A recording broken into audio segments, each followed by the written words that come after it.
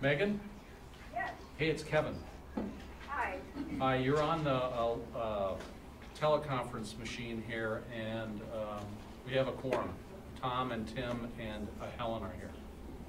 Very good. Thank you. Yep. Okay. So thank you for... so I'd like to call to order the South Burlington City Council meeting of Monday, April 16th, 2018. And we'll start with a salute to the flag. Bob, do you want to start that for us, please?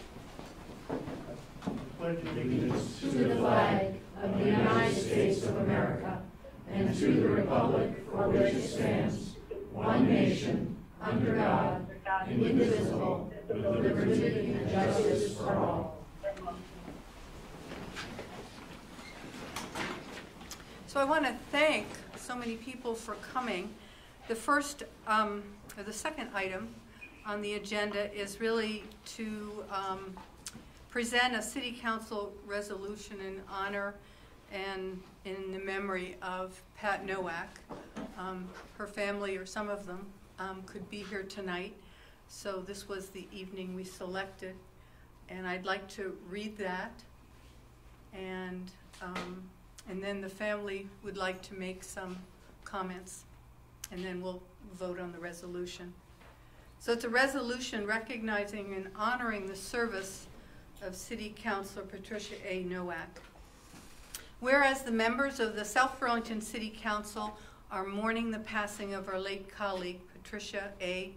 Pat Nowak, and whereas the community has lost a great champion for improving the quality of life for all of our residents, and one who was known for her deep devotion to the community, and whereas Councilor Nowak served the people of South Burlington in various elected and appointed capacities for 23 years, and whereas during those years, Councilor Nowak served 5 years on the South Burlington City Council, and whereas during her service on the City Council, Councilor Nowak presided as chair for over a year, and whereas Councilor Nowak served 23 years as Justice of the Peace, and whereas Councilor Nowak served 12 terms on the Board of Civil Authority, and whereas Councilor Nowak represented the City Council on the Pension Advisory Committee for 5 years, and whereas Councilor Nowak represented the City Council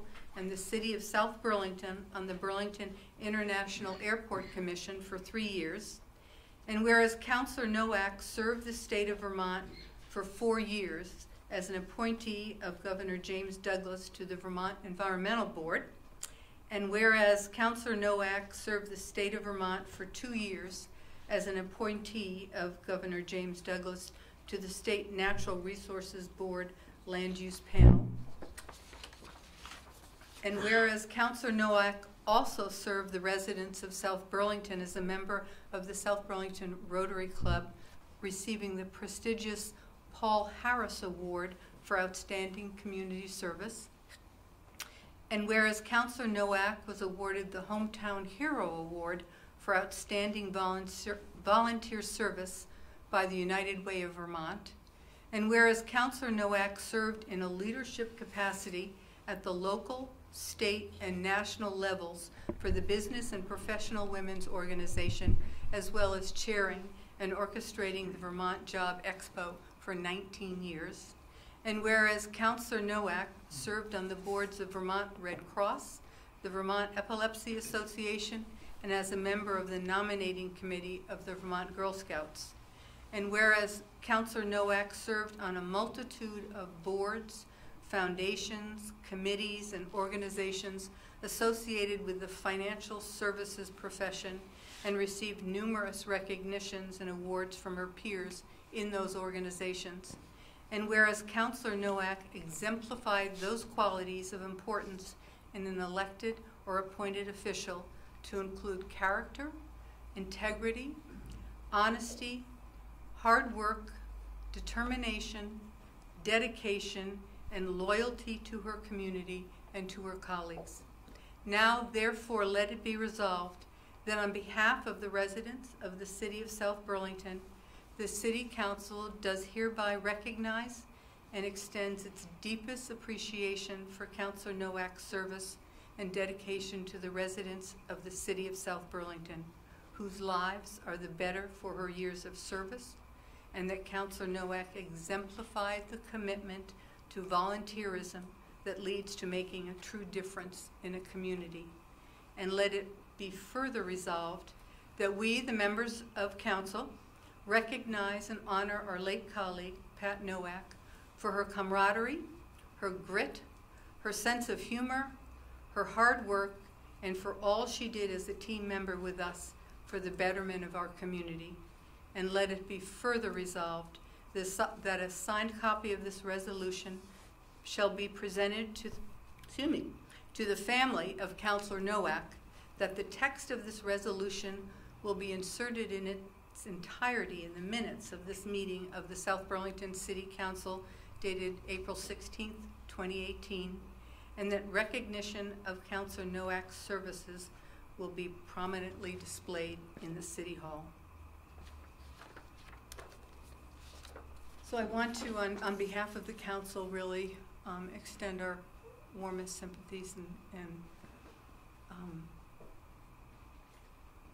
horror, really, or sadness of her passing. It happened way too soon. She was a friend, a colleague, and a wonderful member of the council. We certainly disagreed on different issues, but we always knew that at the end of the day, we still could move on and deal with additional topics and not have a residual difference get in the way of really making so many decisions that were important for this city. We will very much miss her, and we mourn her passing. Are there any other comments anyone wants to make? I was a friend and a mentor, and I miss her dearly. Megan, do you have a comment, or? Yes, I think that it's important for her family to know that as much as she gave and contributed to the city and to the state, you could tell when she spoke to you and shared, what was most important to her. Her family was foremost in the conversation. Her children and her husband, and behind any rock of a woman is a rock of a man. And I also want to recognize Bob and his service to the city. A pair. Yes. We're a team. You were a team. Tim, any comments? I'm going to miss my table mate here, just having arrived at the City Council 2 years ago. I didn't know Pat very well until I joined the council, and I grew to respect her a lot. We had our differences, but I really admired her defense of her own values and her commitment to the community and her commitment to her family and her really broad knowledge of finance, the way she applied it to the pension committee, and her ability to help a lot of people financially. So she was an invaluable resource that way, and she'll be greatly missed, and I will miss her here in the council. Does the family want to do we present this to them, no? Should we present this first, or do you Is it possible to speak first, please? Oh, absolutely. Do you want to come up to the table? I would be happy to. Sure.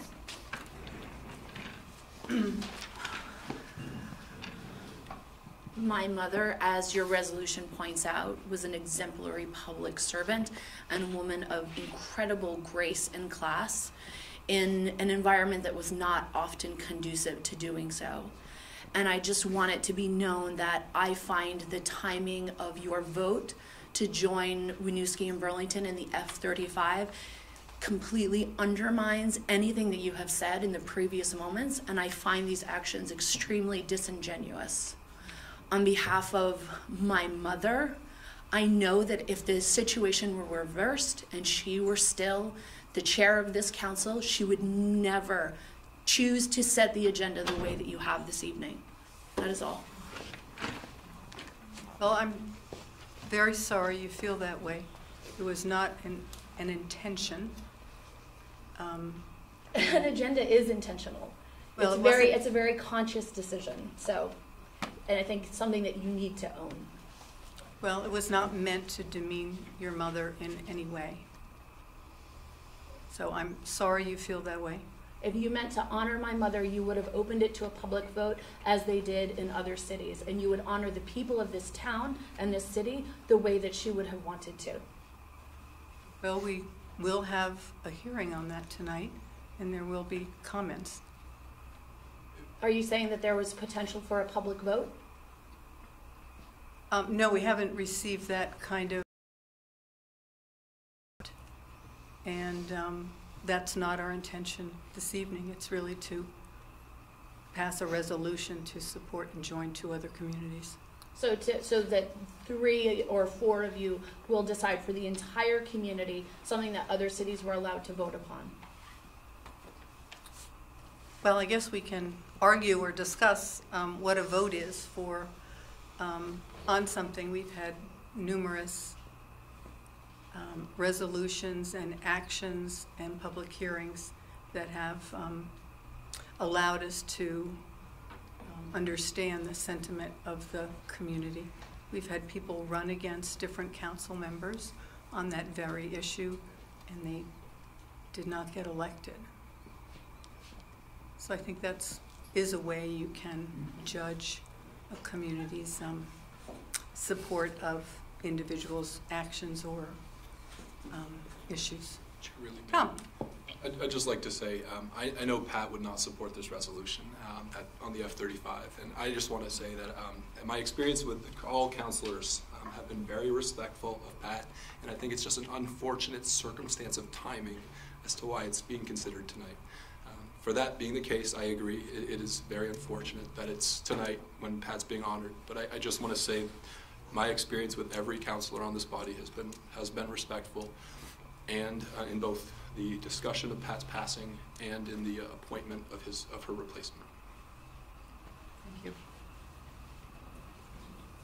So can we ask you to come up and present this, or? No. Well, we will. We'll receive it. We'll get you a copy of this. Thank you very much. You're very welcome. We'll move on to item 3, instructions on how to exit the building in case of emergency. In case of emergency this evening, all members of the public and the council should go out these side doors and into the parking lot beyond. And if for some reason these doors are blocked, then back out into the hallway and out to the front of the building and around to the parking lot. Nobody should stay in the building. Tom and I will be responsible for ensuring that the building is clear. Item 4, agenda review, additions, deletions, or changes in order of the agenda items. Are there any? I have one item to add, well, for 17, item 17, a possible executive session to discuss labor relations agreements with employees. We will have an executive session, and it will also include appointments And real estate. and real estate.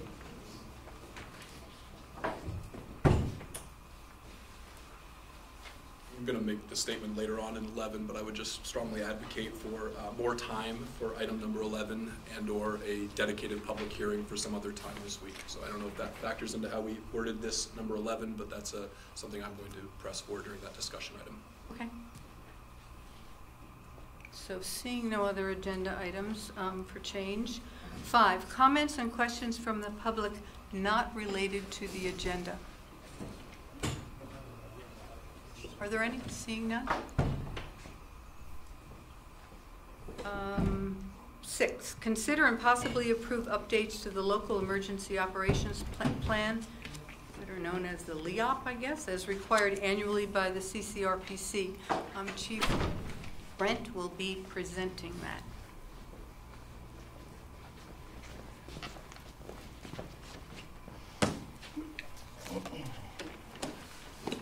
Good evening. As we do every year, we have to update the local emergency response plan. I believe that you received it in your packet. It's not a public document based on some of the telephone and contact information that's inside.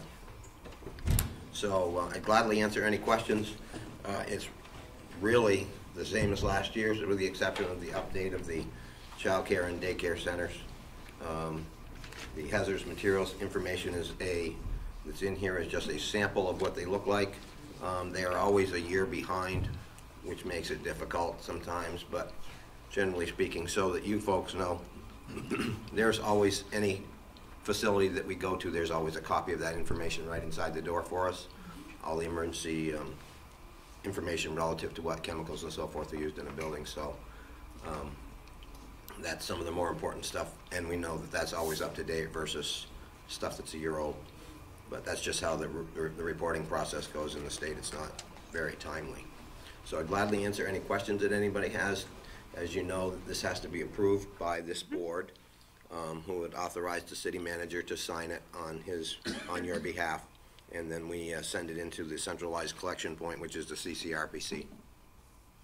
Okay. Are there any questions? Sure.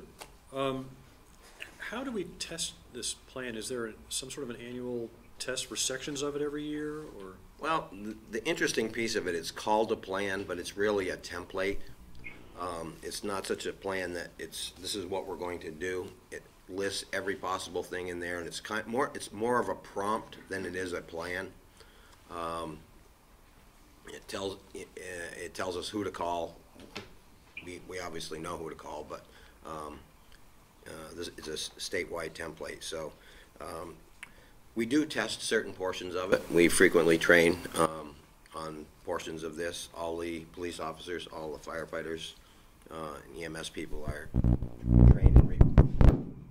trained and reviewed annually on incident command systems and so forth. The chair and the city manager and assistant city manager have all taken the ICS training as we've offered it, and so we do. To answer your question, we do have plans. Does somebody go and dial each phone number to make sure it actually is the right phone number?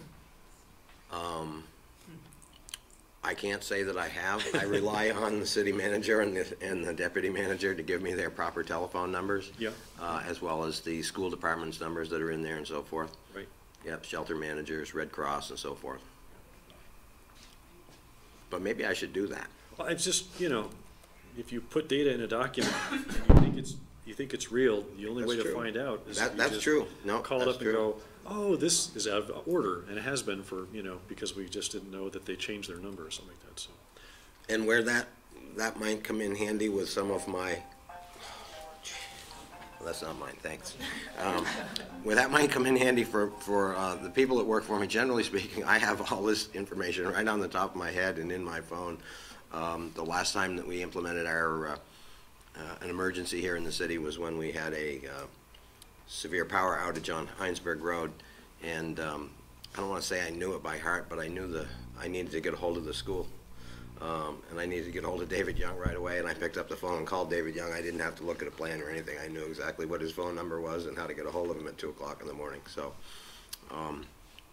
we're fortunate that though we may be a big city, we still have some small city characteristics about it, and so we pretty often know those people that we need to call. So these are just, this document is really a whole lot of reminders that are really good, I guess, when the ceiling's coming down around you and you need to remember what to do. This kind of prompts your way through it.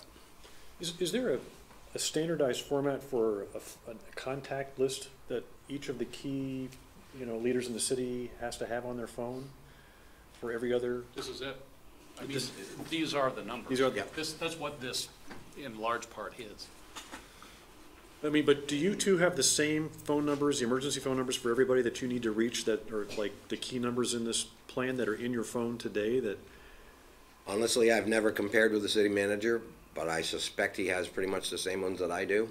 I mean, all of the city department heads are in my phone. The school district. okay. Yeah. So, and I'm pretty confident that Kevin's are the same way. So. I took the training, was it Yep. 2 years ago?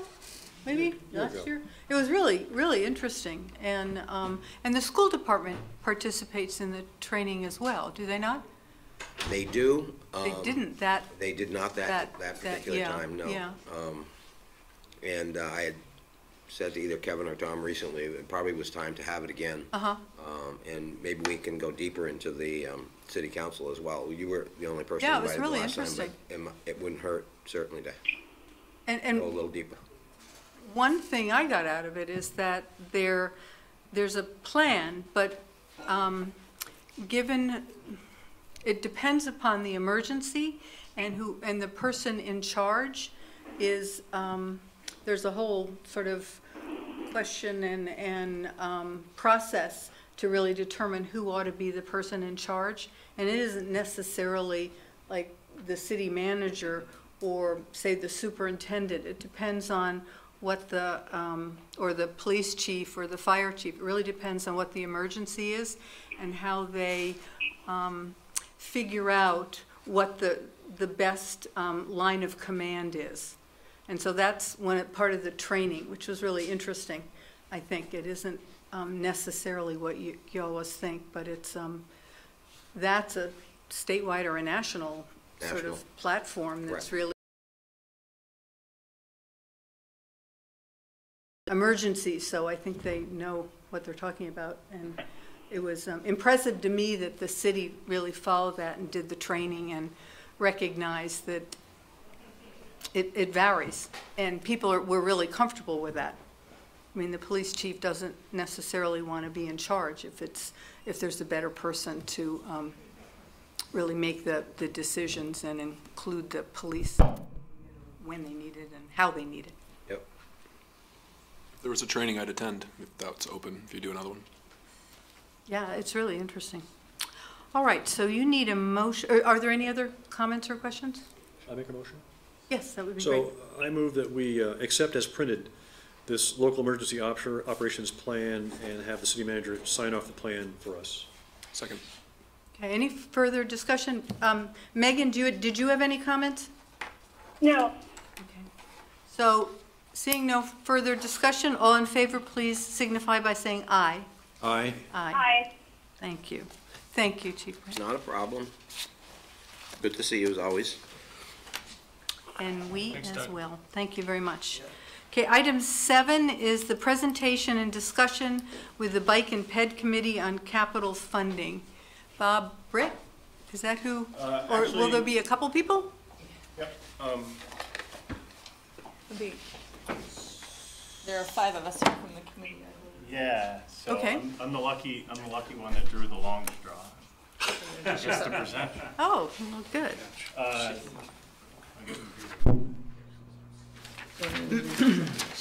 Yeah. I don't know when she'll be here.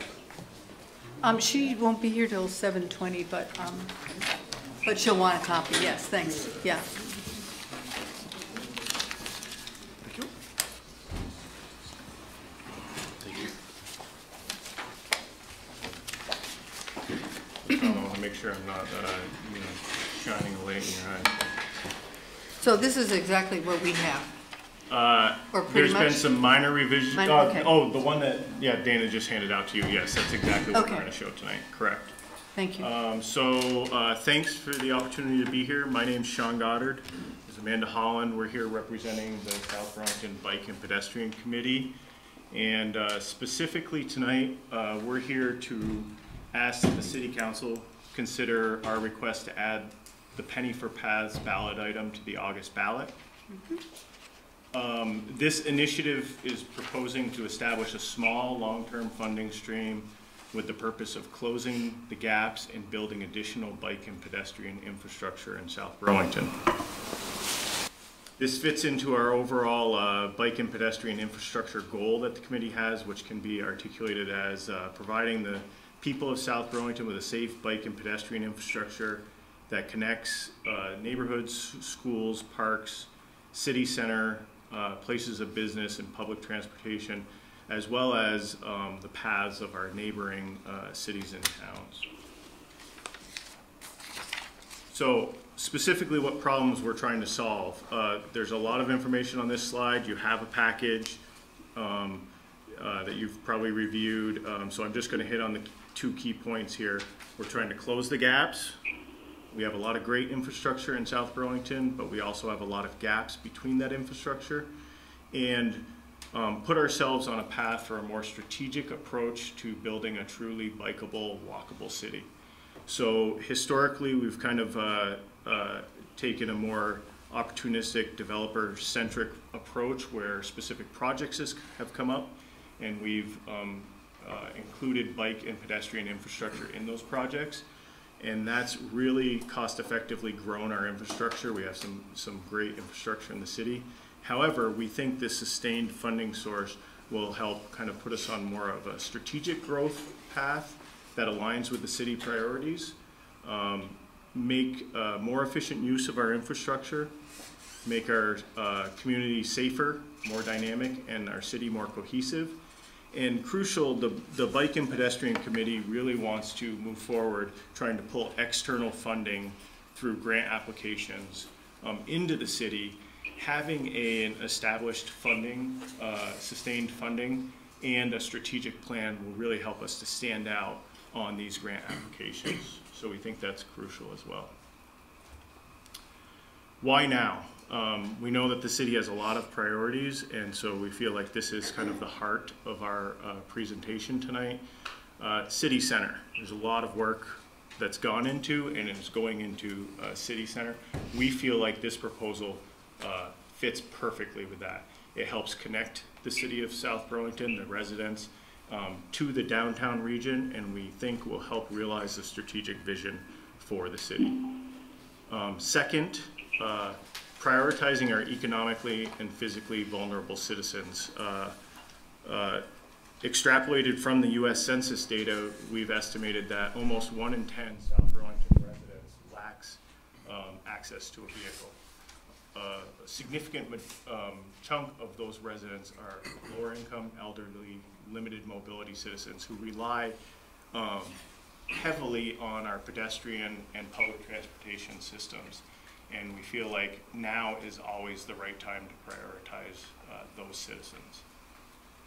Third, the Green Ride Bike Share. For those who haven't seen the bikes around town, there's a new bike share in the area. Phase 1 has just launched. This is a map showing the hubs of this bike share, and you can see that South Burlington has 3 of those 17 hubs. It's a really exciting program, and there's extensive plans for phase 2 and 3 to grow this system. One key point, though, is that the growth of that system is going to be based on usage. The bikes have GPS technology. They're going to be data mining those bikes to try to understand where they're being used, and we really feel like now is the time to connect and to close those gaps in South Burlington to make sure that the data suggests that moving forward, South Burlington should get a significant share of those additional hubs. We need the weather to cooperate too. Absolutely. Right? No argument here. What percentage of them will be ped assist? So right now, out of the 105 bikes that they have, 25 are e-bikes. Moving forward, it'll be, again, data-driven. So. But they don't have those bikes, the e-bikes right now. That's a good They're point. waiting for a newer model to come in about 2 months. Yeah. And then will there be training for that? Or do you just get on them and you know how to use them? They're really that easy? When you go up hills, they just kick in. Yeah, they're very intuitive, but there are instructions and numbers you can call at the hubs as well if there's issues. They just got the decals on the placard this week. Yep. So now you can figure out how to do it. Oh, the bike isn't Take out there your to phone, do it. Yeah. right? Download the app. Yeah. Oh, I see. Yeah, okay. And the final point we have here is let's not get left behind. We have significant investments in surrounding communities into bike and pedestrian infrastructure. This slide shows some of the key projects that are planned around us in the next 3 years or so. The Williston Road work that was done last year, those bike lanes are being extended this year to North Williston Road. So that's going to provide a great corridor from Williston into South Burlington. Burlington has about a $50 million infrastructure project that they're moving forward with. A significant piece of that is bike and pedestrian centric, including the Main Street rebuild and the South End work that they're doing, which will continue to drive bike and pedestrian traffic right to our doorstep.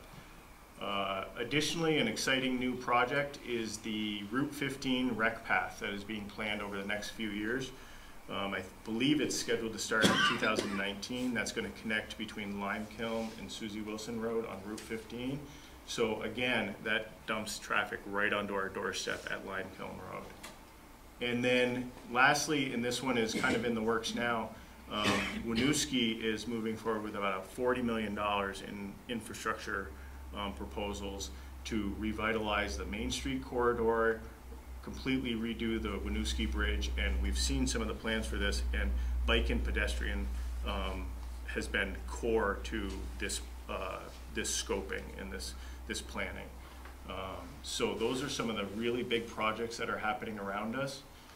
Here's a map that shows some of the key kind of connectivity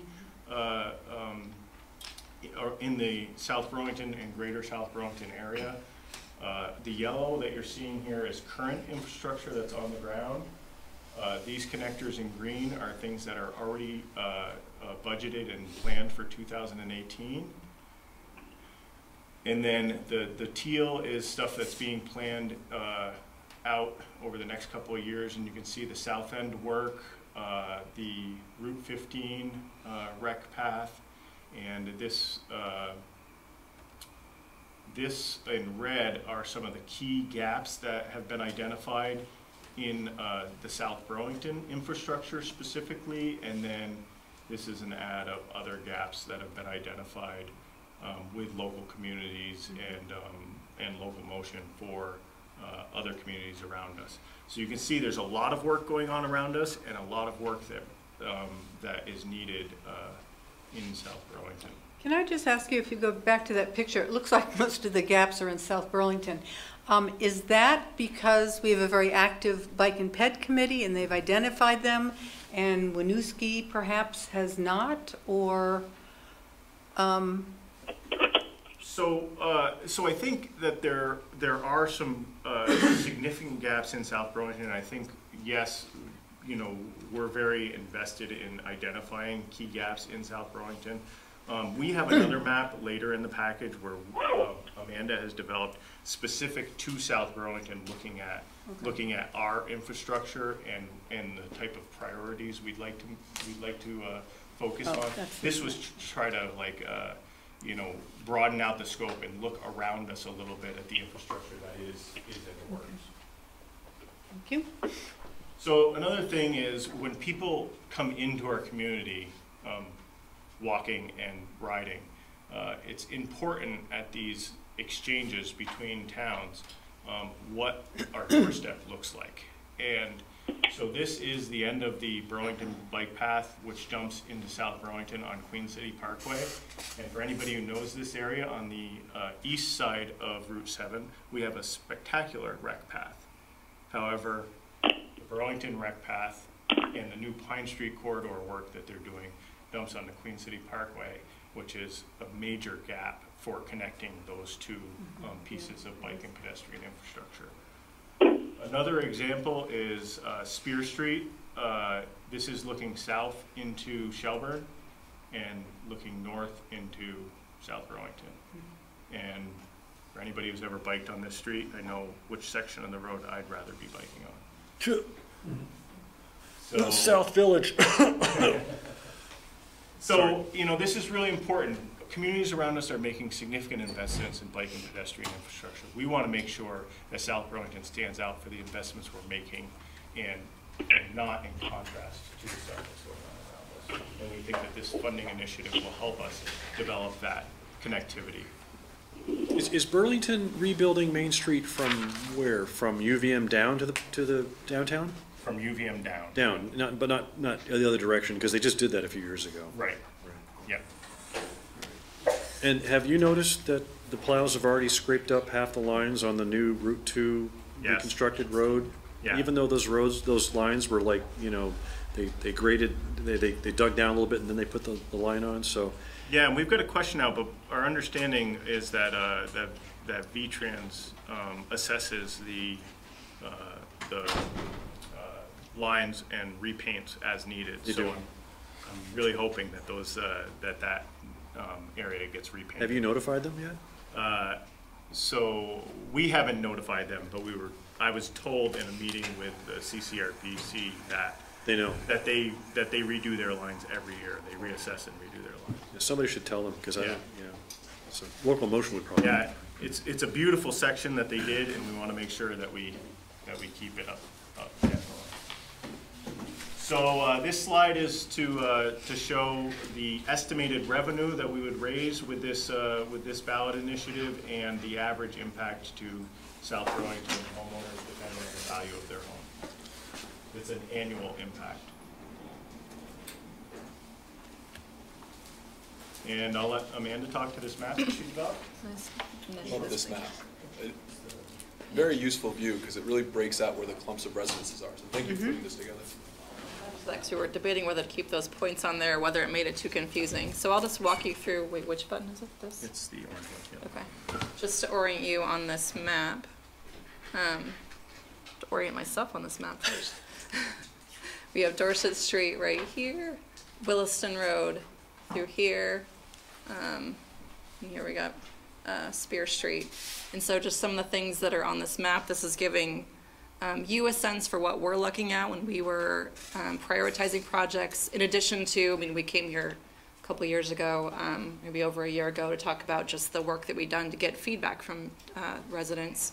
But on this map, we're showing existing infrastructure. So we have the rec path here in orange, sidewalks in blue, and there's a little bit of a trail system like at Red Rocks and some other spaces.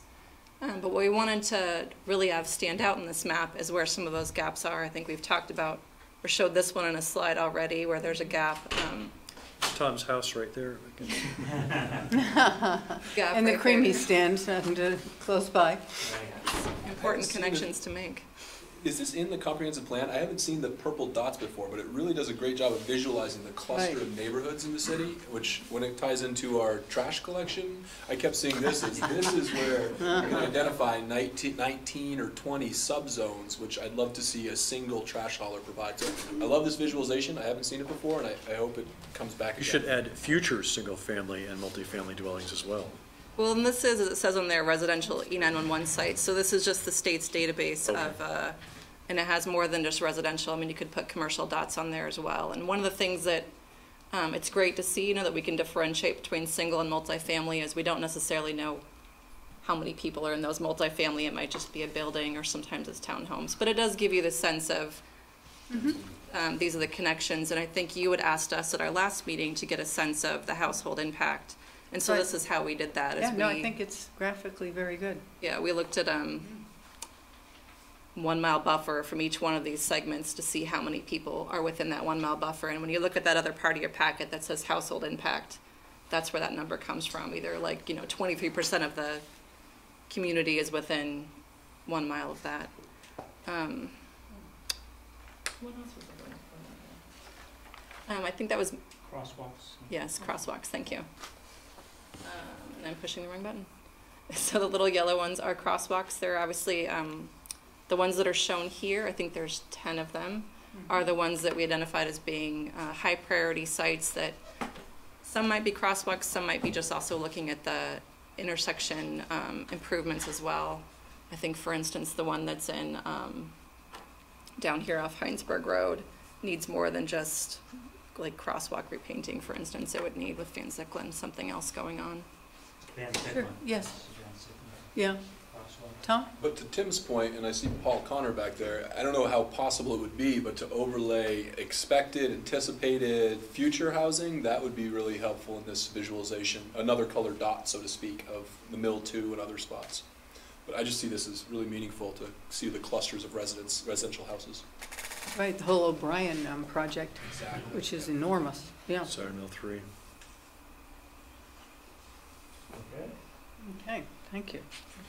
So this slide, we want to talk about if we do decide to move forward with the ballot initiative. We wanted to make sure the city understood that we've developed a comprehensive strategy for how we would roll this out, how we would develop awareness within the community, get the word out.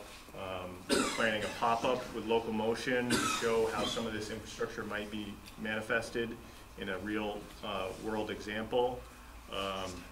Getting the word out through different media sources, as well as working with a lot of our local organizations and in committees. The Energy Committee we've been working closely with, and leveraging their experience on these types of initiatives to try to make sure that if we are on the ballot, we're successful.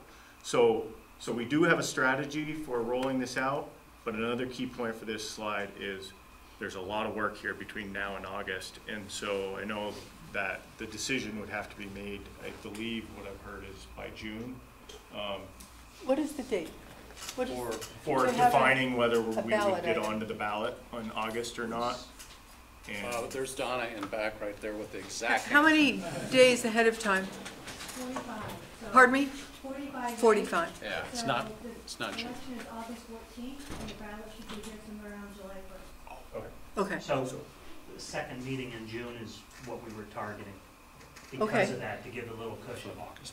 Yeah. Would that be to authorize a budgetary penny for PAS, or is that to ask for a penny additional tax on top of current tax rates?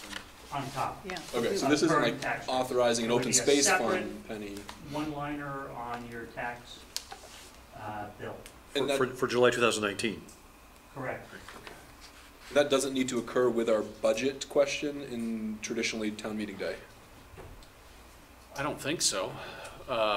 It does not. You could put it on the, Anytime. I think the August ballot has some issues associated with, but you can put it on that ballot, yeah. Or you could put it on the ballot. Right. And so, to restate our purpose, we're here to ask you to consider our request to add the penny for PAS ballot item to the August ballot, and in our remaining time, we're going to entertain some of your questions if you have them. Okay, thank you. I appreciate you going through this because you did follow up on what we asked as a little more granular to think about this. Are there any other comments from the public about this? Yeah. My name is Jason Van Drysch. I'm with Local Motion, and just wanted to come and listen and to offer our support as an organization for the work this committee has done. I can tell you that they are hands down the most organized and capable bike ped committee in the county, doing really good work. So if you have any doubts about their ability to follow through on this and make good use of this money, you can put that to rest. I think the capacity is there, and we've been very impressed by the work they've done. I provided one slide in this presentation, the one of regional gaps and connections. Otherwise, this is all them, and again, I've been just hugely impressed by their dedication and focus and organization. And I can also echo what Sean said about how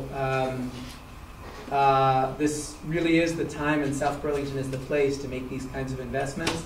You asked about why there were a lot of identified gaps in South Burlington.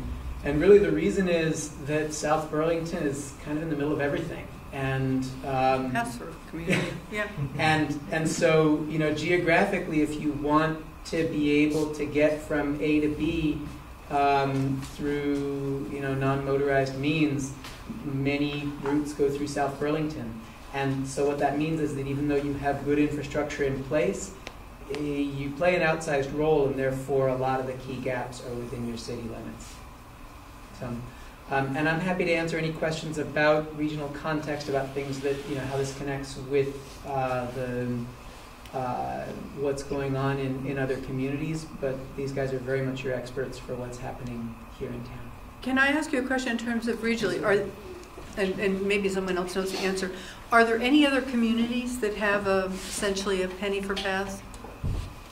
There are a variety of communities that have funding mechanisms going specifically to walk and bike infrastructure, or that are dedicating substantial revenues that aren't specifically targeted to walk and bike infrastructure. So just for instance, in their general fund kind of thing. Sean noted that Burlington recently passed a very large capital bond that covers a number of things, but there's a substantial portion of that that is for sidewalks and crosswalks, and another part that is for rebuilding streets.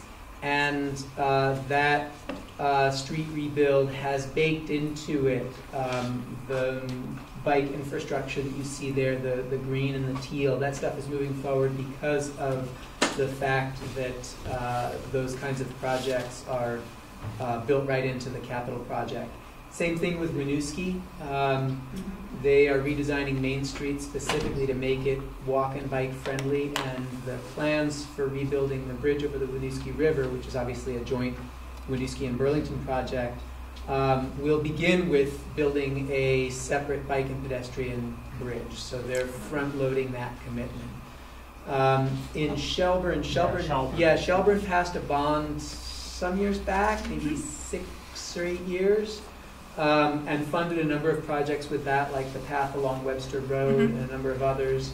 Those are the ones I can think of off the top of my head, but multiple communities are making very targeted investments in bike and walk infrastructure all around South Burlington. Are there other comments? Yes, Mike. Great presentation, Mike and Ted. Is it possible to get a copy of that presentation? I'll send it to you. Okay. Any other comments or questions? Any more questions by the council? Yes, what potential is there for matching grants from various sources for some of these projects? Do we know? We have any idea? Has the CCRBC listed some of them? Yeah, we've looked at different grants and everything, and always you have to have that match to make it happen. And so we want to use this money for leverage so that we can go and use it for bonding and also for matching monies. We figure that, for example, we could use $250,000 a year in debt service. We could raise $2.1 million in a bond, rough numbers. So we would have the money to move forward with closing some of these gaps, but always looking to leverage it and take advantage of either developers working to close those gaps, like the ones on Spear Street. We know that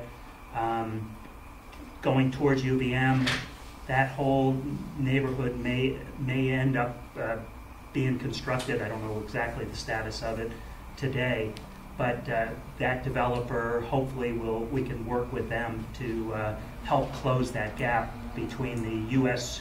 Forest Service building and Swift Street, for instance. And so the committee wholeheartedly wants to leverage this money with grants and with working with partners so that we can make a real impact and close as many gaps as possible. And are you working with Public Works now, trying to help them and help us understand the priority for repaving this summer? Because Spear Street from South Point to Shelburne is just, it's not even a street. I don't know what it is. It's like part cavern. It's a good way to bottom out. If you're on a bicycle, you take your life in your hands when you reach North Jefferson Road. It's really nasty. So we have worked closely with Justin on specifically painting priorities, not necessarily paving priorities. We've developed a new process for prioritizing where the fog lines and new bike lanes should be repainted, so existing infrastructure, so to assess the quality of that infrastructure and to advise on the priorities of that. So we've been pretty tightly connected with Justin on that. But from a safety point of view, that is the least safe street because of degraded or degraded conditions, especially for bikers, right? So I just want to point that out, that it better be really high on the list, because I've had a lot of complaints from people that I know live in that neighborhood. So, I mean, from your perspective, I would think that you'd be advocating to get that done first, because it's just not safe at all. Yeah, it's I believe it's on Justin's list this Okay. year. But Well, I just want to reiterate. Will we get a copy of that? I mean, it sounds like it's of interest since we put that extra, Justin's list? yeah, Justin's list, just to, Paving schedule? yeah, just so we know, because people do ask, they can, I mean, I think we all can identify a number of streets that are in bad repair. It's been a particularly bad Oh, it's winter. been horrible, it's winter, really, The only saving grace is Burlington's worse. Pine Street, oh my God. yeah, well. Not as bad as Berkeley. Are there any other questions? Well, that begs one more question. Oh, Why don't we just go for a bond rather than, going for a penny? Is there a reason why? It potentially could be a combined ballot wording that would raise both the penny, because we can need the funding source, and then for the bond, and then also the bond at the same time. So, I mean, we've been starting to work with the city's attorney on the wording of the ballot initiative, and we've talked about how you combine those two things. And what about, like, early work that could be done to scrape the ground, put in some, I forgot, SurePack in anticipation of a point in time when you'd be able to regrade it and then pave it for those areas that at least need some kind of a path, right? So like some early connector. Yeah, just even if it's SurePack, it's better than than a gully or a swale that you can't walk on the edge of the road. I mean, I see people walking on the western side of Dorset Street, and it's dangerous. There's a footpath about this wide right next to the pavement. And so, I mean, I don't know. We've kind of had Justin here before and talked about that. If you had, one of those backhoes, you just, I don't know how much engineering is needed to do that, if there are like drainage swales or whatever, but I would say if there are sections that we can rip up now, and we have somebody to do it, and we've got equipment, and it's relatively cheap, do it now and get the SurePack in, and then at least people can use it until we get the money to pave it. Kevin's voiced it several times to us, and we want to work with Justin on just that very thing and get enough people in the room so we can figure out, is there a quick and dirty way to get it done where you don't have to go through. I mean, I know it's good to do it right the first time, but sometimes the first time can be done a certain way, and then you'll have something that's useful for the 2 years it takes before you get the matching grant, before you get something to get, So yeah. I'm just an expert in the room. No, can I just follow up? Sure. Thank you for saying that, Tim. Bob and I have had this conversation numerous times. And Christine's here. You got to cover your ears, Christine and Paul, the planners. It drives me nuts to see how much the percentage of money that we spend on scoping and engineering, and what's left to actually construct the path. And I totally agree with Tim. I'd rather hire some retired guy with a backhoe and tell him to dig a mile-long hole 8 feet wide and 8 inches deep and fill it full of SurePack, and so we have something, and pave it eventually, rather than spending half of the money we get on engineering because that's what the grant requires. It just, my own view. The committee could take a look at the relative value of just spending, if the voters were to agree, the 1 cent on just building something like that, rather than using it to apply for grants, most of which is going to go to the scoping and engineering stuff. Donna? Yeah, just having been, Donna Laban, having been a member of the Bike and Ped Committee for over 10 years, I can tell you that a lot of developments that did come before the committee who weren't in a position to connect to existing bike paths were in fact required to provide right-of-ways. So the right-of-ways are there for a lot of properties, and it was just a matter of, and the money was actually allocated to the fund, whatever the fund was called, but that money, it's sort of been combined with the whole with the general budget now, but just so you know, there are a lot of places that have rights of way, and that kind of work that I really would applaud, to just go in and put the SurePack in or whatever. There's a lot of pieces that can be done in. Well, we've got a major developer in this room who's looking at his iPad right now. But my guess is that when he builds a bike path or a sidewalk, he's not spending half of his money on engineering and scoping. No way. No. But he calls DigSafe first. Yes. Well, yeah. Yes. Lou Brzee, past member of the committee. To Tim's point, 80% of the money is spent before you even start the paving. So this getting quick is very difficult to pull off. By the same token, there's a section of path that is on Dorset Street around the corner, just south of the mill, that the city put in and did that. There was a section there that brought it up to the little section that goes back to Cider Mill. The city did that, came in, had a discussion with the neighbors. The neighbor had a very definite thing that they wanted the city committed to do. They wanted a rotten pine tree in the front of their house cut down. That took 10 minutes, and it was done in 6 months. The Tilly Drive project, which went through all of the things because we went and got a grant. Couple $100,000 too. It was a $200,000 project. Yeah. Got the grant, but because it went through the processes, from the time we said this is a neat project and the council said go for the grant, until we cut the ribbon in 6 years, and that was one of the fastest that they had run through. Yeah. They built half the interstate highway system in 5 years. Right. No, they claim that that's a 10-year process. Yeah. So I have a question in terms of your recommendation for the 1 cent. Is that is it for like 10 years or is it forever or? So we're certainly interested in hearing the council's recommendations on that front. Our discussions internally have been a proposed 10-year funding stream, and then that would be something we would come back and revisit in the future, you know, as we understood better what the landscape was at that point. And are the uses for that money to build, to close the gaps and build new pieces, not maintain what we have? Correct. Correct. Okay. That's exactly right. And that would be part of the ballot language that we're still working on and crafting. Okay. Kevin, I have a question in terms of, I mean, you've made your comment about let's just, you know, get someone with a backhoe in. We've heard this conversation, and I think it resonates with most of the council. But do we have a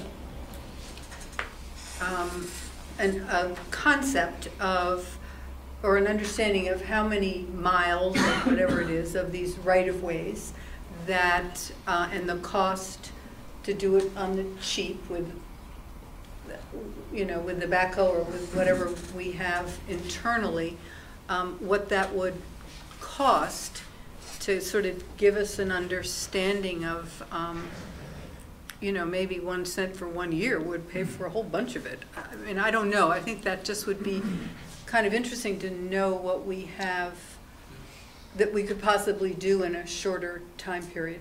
A lot of it in fairness, things like the Williston Road streetscape, and Alana's here, she can talk about that better than I can. You can't do what I was saying. But right. There are stretches probably where you could.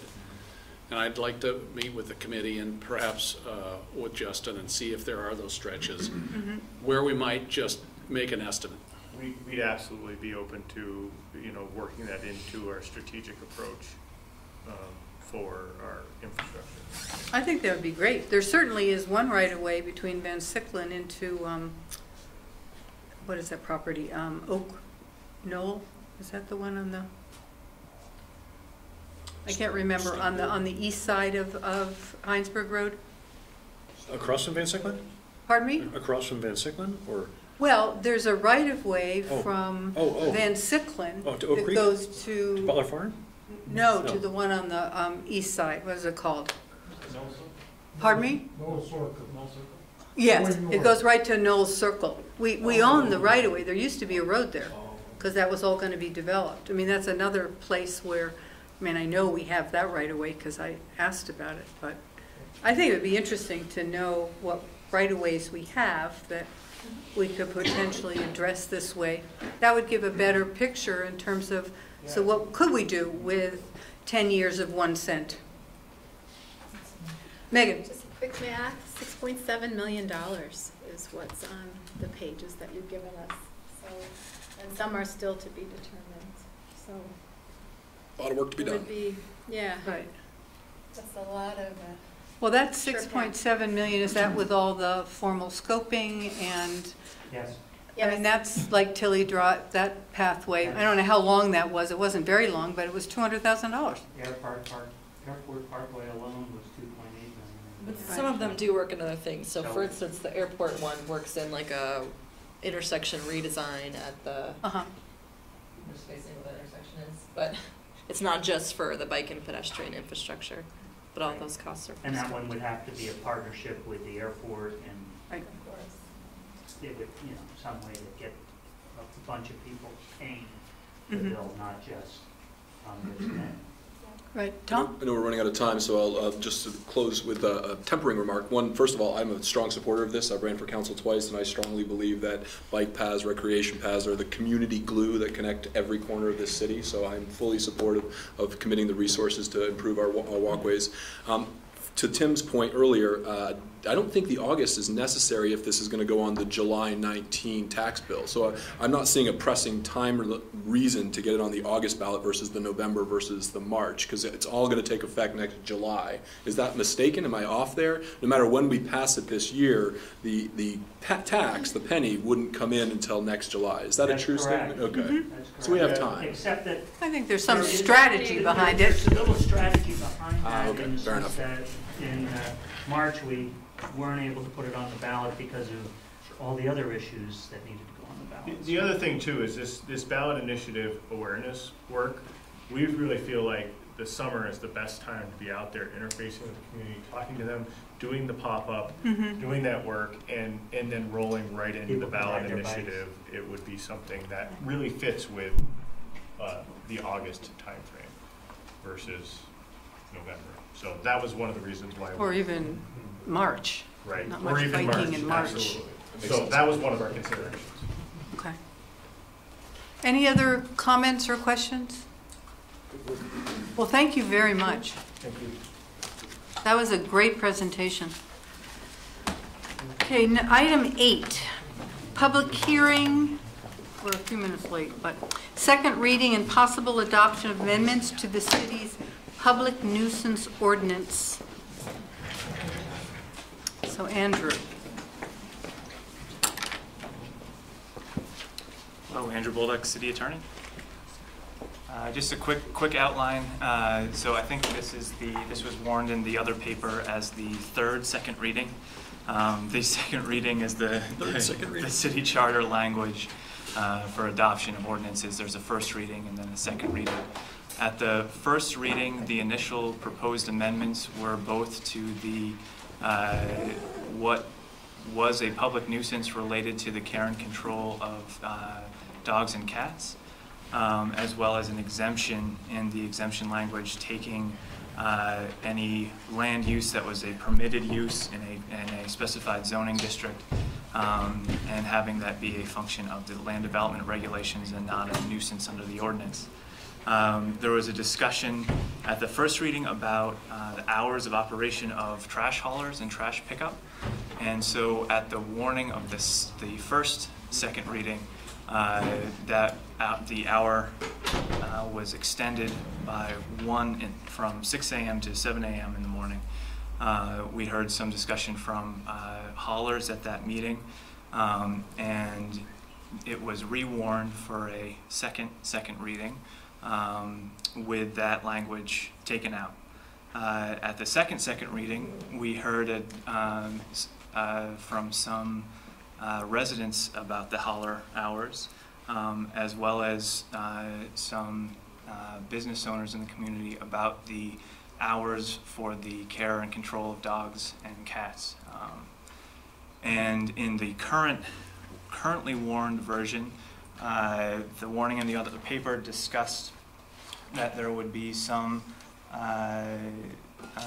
potential future discussion about trash hauler pickup and the timing when that would be considered a public nuisance, as well as it's now currently warned that the language for the exemption of noise from a permitted use in an applicable zoning district of the city's land development regulations, provided it complies with the regulations' specific performance standards for that district. The concept behind the exemption is our ordinances typically are about regulating behavior of individuals and different property owners. Our land development regulations that are the legislative body there is the Planning Commission. They regulate land use with approval from the City Council. The concept being that if we're talking about land uses, then there should be an exemption in the land development in our ordinances, so that we aren't regulating land uses through our ordinances, and those are staying with the land development regulations, which has its own enforcement authority and ticketing authority, and that goes through a process of our administrative officer, and then the DRB, and then environmental court, or a direct ticketing authority as well. So that's what's currently warned, and I guess with that preface, I would recommend opening the public hearing. All right, so I'll entertain a motion to go into open a public hearing on the noise ordinance. What's the formal thing? So moved. Second. All in favor? Aye. Aye. We are now in a public hearing. Are there comments from the public concerning these ordinance changes? Yes, you want to come forward, please?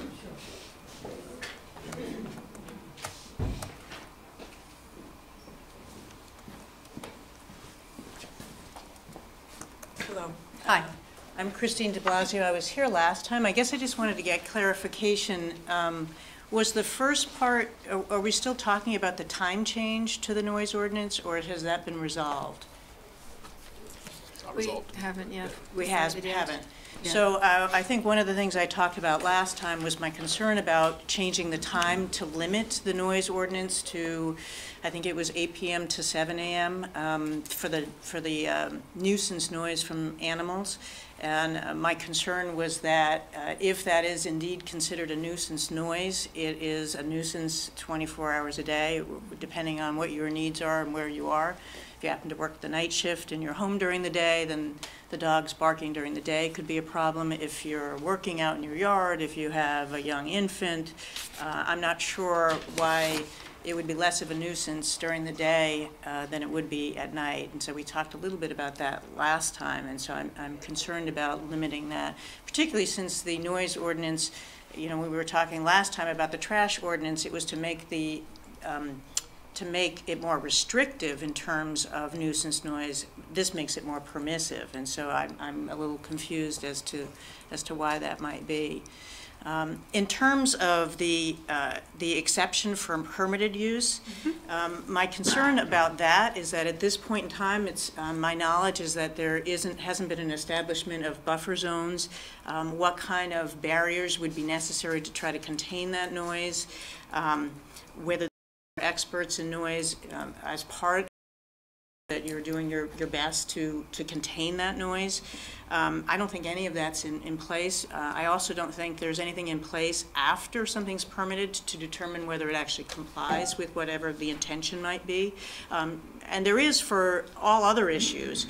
I know Ray comes by and he counts your plants and checks your lighting and your sign, but I don't think there's anything in place routinely where they check to make sure that the sound is within limits that it should be. So without that being in place, I'm concerned that if you make an exception, that you may be opening the door to a lot of noise that is potentially bothersome to neighbors at this point. The other thing I would say is that residents, and myself included with a business, we purchased a property with a noise ordinance in place that's been in place for many, many years. So we bought it assuming that would be in place. The other irony is that with this noise ordinance, I am obligated to comply with the noise ordinance, yet I won't benefit from it. And this business doesn't necessarily have to comply with it, yet they will benefit from me having to comply with it. So it seems a bit contradictory at this point in time, where if you have a business that can, by its permit, be exempt, it seems that they are getting a benefit that other residents are. Or the other way to look at it is that residents in land that is near this sort of permanent business won't share in the same benefits that all other South Burlington residents benefit from with this noise ordinance. They don't get that benefit. I tracked the noise, the noise from the business next to me for about 2 weeks at the end of March following our last meeting. What I found was on a daily basis, there was a minimum of 30 minutes of barking and a maximum of hours of barking. This was audible with my windows closed.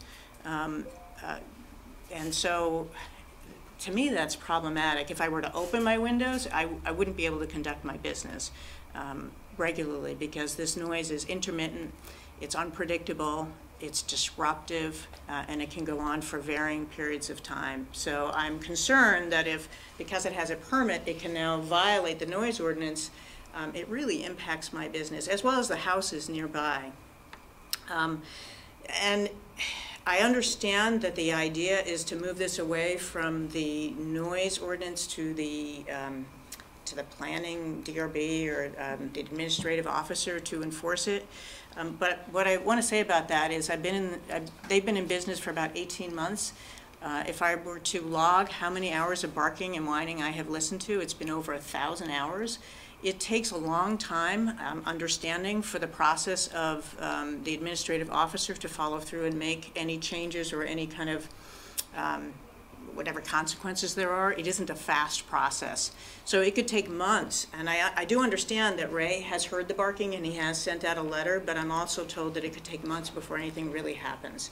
So I guess I ask you to consider very carefully whether you want to make an exception, because what it might mean is that people are listening to nuisance noises for long periods of time without the ability to have anything happen. And Ray does a great job, but he's one person. He works from 8 to 4. If these businesses are in violation after that, he needs to hear the noise himself, is what he told me. So if this noise occurs when he's not working, I'm not sure how that'll work.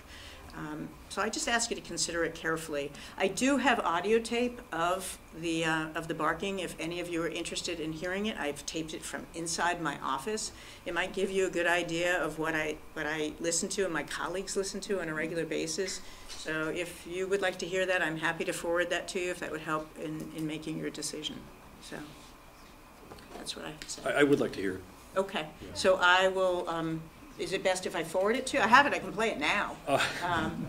Play it all the time, it's on my list of favorites. It's up to the rest of the council if they want to hear it played. Why don't you send it to us? I think that's better. Send it to us. Is it a WAV file? Or yeah, I will send it. The quality, I mean, I recorded it on my phone. I'm not an acoustic engineer, and I recorded it when I could, when I wasn't busy working, sure. But I do have a variety of recordings that I can forward along. Can I just ask you, in terms of the noise with your windows open? Closed. Or closed, either one.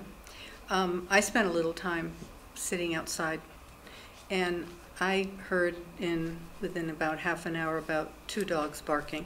What I found more noisy and distracting were the large trucks that stop, downshift, and then turn into what is it called? Rye Meadows. Turn into the industrial park. Oh, okay. Really big trucks, and they're very loud. Mm-hmm. And I'm just curious if you would consider that a noise violation as well, because it was louder than the dogs. No, to be honest with you, that doesn't bother me. That's more background noise. It's more at a steady pace. I used to be on Dorset Street, so when I was on Dorset Street, I heard the fire engines and there's all sorts of noises there. That kind of noise never actually bothered me. This noise, something about the character of it and the duration and the frequency of it, there's something about it that's more bothersome. So I do hear some of those noises, but they really sort of fade in the background, and I don't consider that problematic for me anyway. And none of my colleagues have complained about that. it's random impulse frequency noise is what it is. I mean, it's a real range of frequencies with a sharp roll off, and it's up, up, up, and you don't. The human ear and your psychology of hearing gets used to things that are background noises, right? So an engine is a continuous, same RPM usually, and if it changes, that's fine. Tire noise, but when it's bump, bump, bump, bump, bump, bump, bump, bump, bump, you know, and they're all different frequency groups, that's the kind of thing that can disturb you. That's a good characterization of it, because I think I kind of know the different barks and whines by heart. You know, they're all like different sounds and frequencies, and sometimes there's a whole chorus. It all depends. So if any of the neighbors, the people who live there, have a dog, are you concerned about their dogs I'm not concerned barking? about a typical neighborhood dog barking. I have that in my neighborhood. It's just by the, and if it was just short bursts and not as often, I don't think it would be problematic. It just can go on, and it's so unpredictable. Sometimes it's just a little bit barking and it's no big deal, and sometimes it goes on for hours, and it's really hard to, after a while, it just gets bothersome. Yeah. But just in terms of the trucks, Tim, I'm not talking about the traffic that goes up and down. You're talking about Murphy Heinsberg Road. brakes, when they use their engines to slow down and. Well, and stop. Yeah. The brakes squeal. Yeah. And then they wait to turn. From your house all the way to? No, I was right outside their office. Oh, you were. Oh, I was trying to listen to get a sense of, like, many of you went over to J.C. Park to try to get a sense of really what is this dog barking. I was just trying to find out if, because I think people have different levels of, can be annoyed differently with different noises. And, I found the trucks being far louder and not constant, but just, so it was that, oh, there's another big truck. It wasn't the traffic. Megan. Yeah, just a couple of questions since you came. And thank you for your comments. I wanted to know if you, I'm sure since you were already in place, was your business already operating? You had an address. Did you receive a notice of the building going in next door? You did not. I did not. Wait, who was there first, you or Happy Tales? We were. And when did you go up?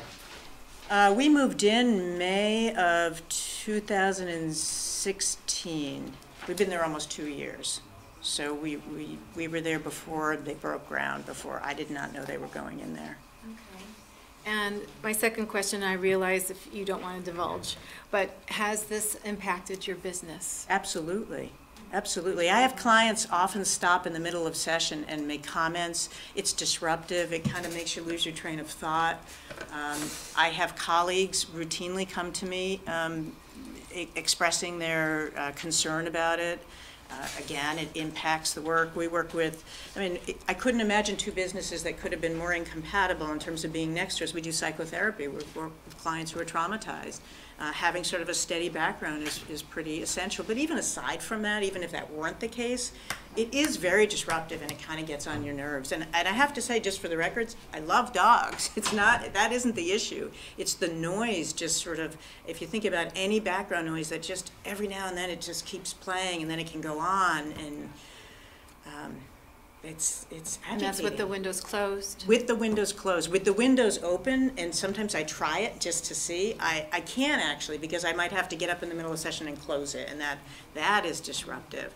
Even recording it, I found that I had to stop after a couple of weeks because it was just taking too much time to record how often the dogs were barking and how much they were barking, and I tried to rate it. I tried to be very scientific about it, but it became like another job because it was so frequent and so disruptive. And I thought I had enough data for me to feel, okay, this is a problem. I guess I have another question. Sure. If that's all right. Yeah. Do you have a white noise machine? That's what I was going to ask. You know, I have an air filter in my office that I only use to create white noise. And if I turn it up anymore to sound, to block out the dogs, then I can't hear my clients. So I can't do any more with white noise. And I do feel like I should be able to open my windows.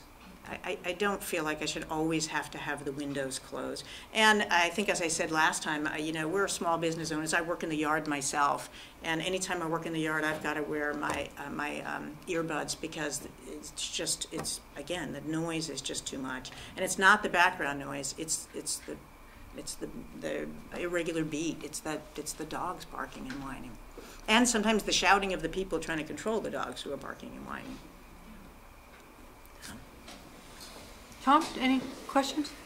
I have questions about this whole noise ordinance, and I met with the haulers. Jeff Myers, had a good conversation with him about trash collection and learned a little bit about how other municipalities.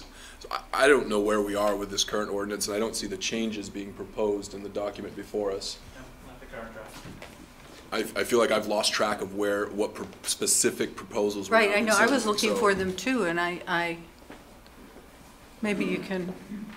Yeah, I think at the last meeting when we discussed this, it was sort of tabled for further discussion. What they were initially taken off the initial proposed changes, and so as it currently stands, there are no changes to the hauler trash pickup portion of the ordinance. Unless we propose them tonight? Unless you propose them tonight. I propose to move it to 7 a.m. So what I would say to that, and I'm not against that, in my conversation with Jeff Myers, Burlington has 7 a.m., but they have one difference, is they don't necessarily restrict trash haulers from collecting before 7 a.m., just residentials after 7. So Burlington allows commercial pickups of trash at 6 a.m. as long as they still stay within the noise decimal levels that are permitted. So if they do it quietly. So they are allowed to do Church Street and other industrial areas before 7 a.m., non-residential areas before the 7 a.m. as long as Church Street's got residences, just so you know. And so they have to be quiet. And that seems to work for them. And all I'm saying is if we consider something like that where we explicitly state residential consumers after 7 a.m., that's consistent with Burlington. I've had emails from people that live on East Terrace that complain about the Staples being done at 5:30 a.m. And that's a commercial, business, and they're using a huge dumpster and dumping it like this, and it's bang, bang, bang coming up the hill. So that's one of those instances where even though it might be 6 a.m. there, that would still be banned. So if they were to violate that noise threshold, it just wouldn't be explicitly stated. So that way we wouldn't stop in the industrial zones, so out at Tech Park. So they could still pick up at Tech Park at 6 a.m. And on the other hand, if we move it to 7 a.m. and then leave it to see what happens. I mean, right now, I don't know how many complaints the city actually gets about trash from noise from trash haulers. And I don't think it was actually solicited until I asked for it in Front Porch Forum, and I got a lot of feedback. I got over 30 emails about it. And only a couple people didn't think it was a problem. Most everybody else thought it was a problem. So I think if we give people the opportunity to say, let it be 7 a.m., and then see where it goes from there, in the sense that you've got to complain about it being prior to 7 in order to get some action taken, right? So either you call the hauler and say, stay out of my neighborhood until 7 a.m., and if that doesn't work, then you call Ray. If that doesn't work, you come here and complain, right? And then we bring the haulers in and say, why do you keep coming into these residential areas before the time that's in the noise ordinance, right? What do we have to do? Issue you a ticket? Which would be glad to do, right? Because this is a quality of life issue that people have been dealing with for a long time. And you understand the nuance that I'm describing? I understand that, but it's like, so if you have a purely commercial area, but it says 7 a.m. and there's nobody around to complain about it, I don't think it's an issue. But if you have a residential area and it's 7 a.m. and people are like upset about it, they're going to complain, in which case then someone's got to take some action. So if the ordinance still prohibited certain sound levels before 7 a.m., but explicitly stated no trash pickups in residential areas after 7 a.m. It just says noise-related trash pickup between 8 and 6, but if we moved it to 8 and 7, it leaves it open, not open-ended, but it leaves it as it was, it just moves the time. So I've lost track of the status of the changes that we'd considered. Well, C8 is the trash pickup. This page is the way it was originally. Yeah. Where our attorney is, but that's my understanding. Oh, he's at the table. And then D has the exemption, the permanent exemption. Oh, he's right there. Yeah. Let's just say you're so quiet, Andrew. For C8, if it said residential trash pickup between 8 and 7 a.m., but still make sure the ordinance speaks to the limitation of noises that haulers would still be mandated to stay under before 7 a.m. That would allow them to still do commercial pickups before 7 a.m. If I may, one brief comment, we have Sure. no decibel levels specified. In Burlington does. So. Yep. But we don't. So all I'm saying is I've lost track of what changes we're looking at and where this is, and maybe it requires or deserves some more discussion. 4, I believe, is the original wording, and it's on 5, where the number 8 is the added language. Am I right? The only change in this... And then the piece and, where was that? Yeah, the only change is to D8. Yeah. D8 or C8? D8. D8.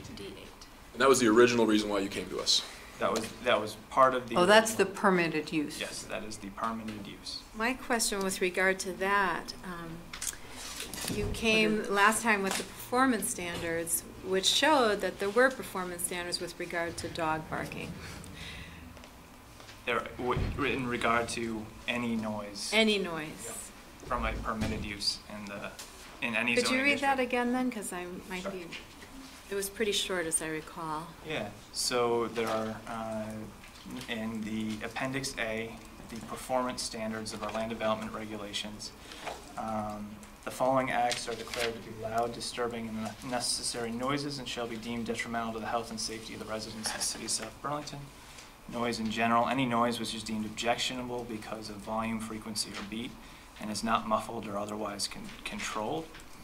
And our specific standards talk to the creation of, permitting, or operation of any of these above sets, instrument, devices, or vehicles causing said noise in such a manner as to be plainly audible at a distance of 50 feet from the building, structure, or vehicle from which noise emanates shall be prima facie evidence of a nuisance and a violation of these regulations. It further goes on to talk about some decibel levels. It shall be a violation of these regulations for any property owner to create or allow the creation of noise in excess of the following stated limits in the city during the hours of 12 a.m. and 8 a.m. A 45 decibel dBA based on a 1 hour average measured at any points. And there's a, for residential purposes, and 60 dBA based on a 1 hour average measured at any point where the property on which noise emanates adjoins any property used for commercial purposes. It's midnight to 8 a.m.? What was that? Midnight to 8? Yeah, a.m. and 45 dB. Is that an average? dB, Yes, yep, dB a 1 hour average, yep. 1 hour average. At any point. It was different for residential. It was different Yeah, for it was lower. It was residential 45 and for residential. Lower? Yeah, it was higher? 60 for commercial. Yes, 45 for residential. And that's between the hours of midnight and 8. It is also in the first clause of that, a catch-all. Anything that is 50 feet away shall be deemed, from which noise emanates shall be prima facie evidence of a nuisance and a violation of those regulations. So that would be at any time of the day. So my question is does this D8, with regard to a permitted use that creates objectionable noise because of noise frequency and beat, does it contradict the performance standards?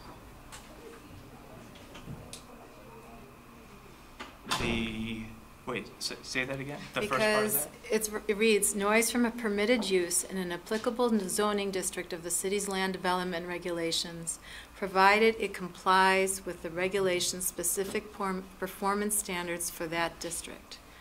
So there still is a condition that it complies with what you've just read. Right. So it's exempt if it complies with the specific performance standards for the district. So if it does not comply, then does it fall under? Arguably, this would still apply. The exemption would still apply, even if it doesn't comply? Arguably, it would still be considered a nuisance. Okay. Yes, if it did not comply with the specific performance standards. So, and those are the performance standards for both residential and commercial. Right. And they apply to this permitted use. But it's only between 12 a.m. and 8 a.m. Midnight and 8 a.m.? Nope, it would Or be 50 feet away at any time. At any time. 50 feet away. 50 feet away. plainly audible. And again, that's a determination of our zoning administrative officer how best to enforce these regulations. And typically, that's largely complaint-based based on the size of our staff. So when you say 50 feet away at any time, is it the 45 for residential and 60 for commercial, or is it just you can hear it? I guess I would rather not dive too deep into an interpretation of our performance standards and leave that to what could potentially be appeal and future litigation related to it. And also it's somewhat of a determination of our zoning administrative officer, and once it's appealed, it would be a determination of the development review board how best to interpret these regulations. The problem we have is that we have an allowed use that generates noise, and there's no standard, I think, that's in the LDRs that is able to distinguish it as it being a noise, if I interpret that correctly. Because the DRB was using the LDRs, not the performance standards? Well, those performance standards are in the LDRs, right? Right, and it's an approved use. The problem is that I don't think that the approved use listing anticipated the possible noise that could be coming from a doggy daycare type business when the dogs are outside. So it's a type of use that generates a type of noise that I don't think was anticipated. So if the building were totally enclosed and there were walls on it, I don't think it would be an issue. But since it's an outside play area and there's a fence, and it tends to probably echo off the building and head towards the Stonehouse Associates, that's part of the problem. So the question is, how do you reconcile the approved use in that zoning district, right, where there's probably not quite the right performance standard, because I don't know how the 50 feet applies there, because there's more than 50 feet between the two businesses. So is that a question where we need the Planning Commission to refine that, to come up with some acceptable performance standards within certain zoning districts for certain use, in general?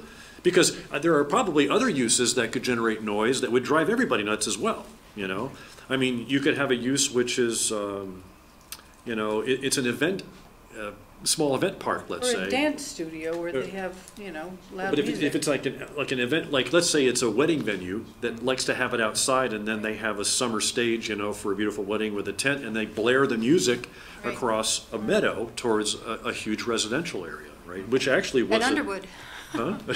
Well, so I mean that. Yeah, right. That actually could have or been. Wheeler House. They were talking about that too. That could have been a problem in your neighborhood, right? Yes, it was. With some proposed businesses that would have blasted music possibly at Cider Mill, right?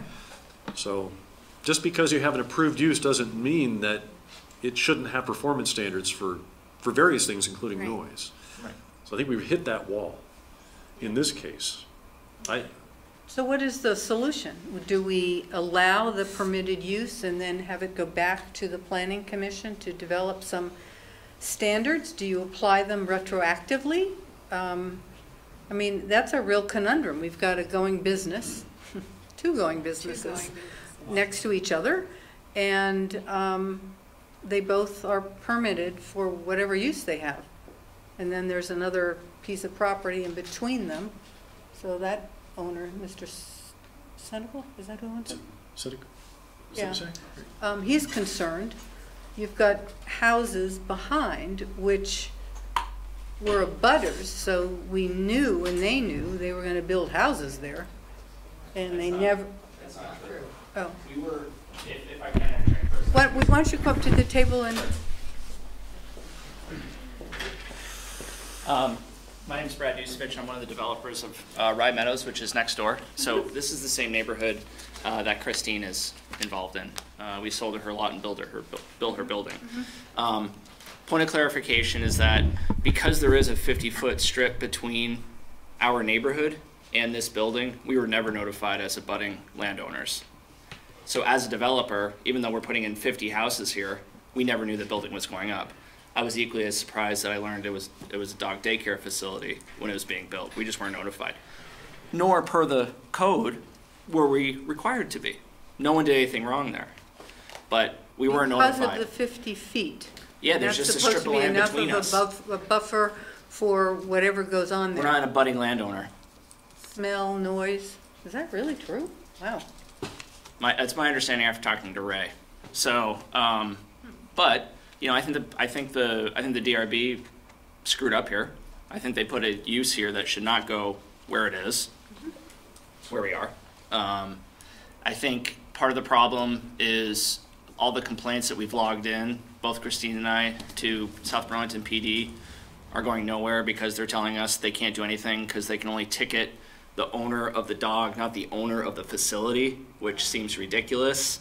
So there's this constant struggle of we're complaining, nothing's getting done, and then we hear that the ordinance is going to be changed to, only nighttime hours. And I think there's some clarification that's happened here that that's not really the case, is my understanding. But I remember going through the Planning Commission minutes when this building was approved because I was curious about the process, and the noise was discussed. The DRB did their due diligence and talked about noise. Tim was on the DRB at the time. Well, what was stated, and Tim might remember this, it was stated, let's approve it, it'll be an enforcement issue. I'm paraphrasing, obviously, but that concerns me, that it was stated that it was going to be an enforcement issue, and there's no enforcement. Thank you. Are there any questions for Mr. Dusevich? Okay, thank you.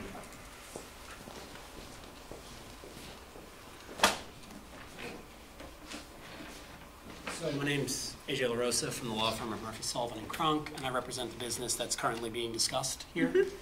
And I want to first say that this is not really the appropriate avenue to have a new zoning hearing on a final and binding permit. You're discussing a change that's applicable across all zoning districts for many different types of uses. He has a development business. He has a permit for that development. I can guarantee you the construction noise from that development will be plainly audible 50 feet away. Does he want the same enforcement applied to him, that he's advocating for a permitted use that is final and binding, that was granted the right, that was discussed? You can't just do it based on one person's complaint when you're looking at a total change to your noise ordinance. There are tons of businesses in South Burlington that I guarantee you make noise that is plainly audible 50 feet away. I make noise that's plainly audible 50 feet away. You make noise that's plainly audible 50 feet away. Cider Mill's got a car business right next to it. I represent them too. I guarantee you they make noise more than 50 feet away. The whole point of this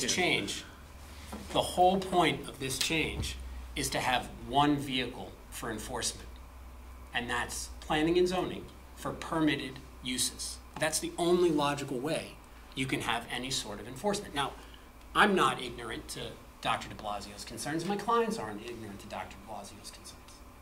But I guarantee you that the noise from the dogs will offend her, but not the noise from the home construction.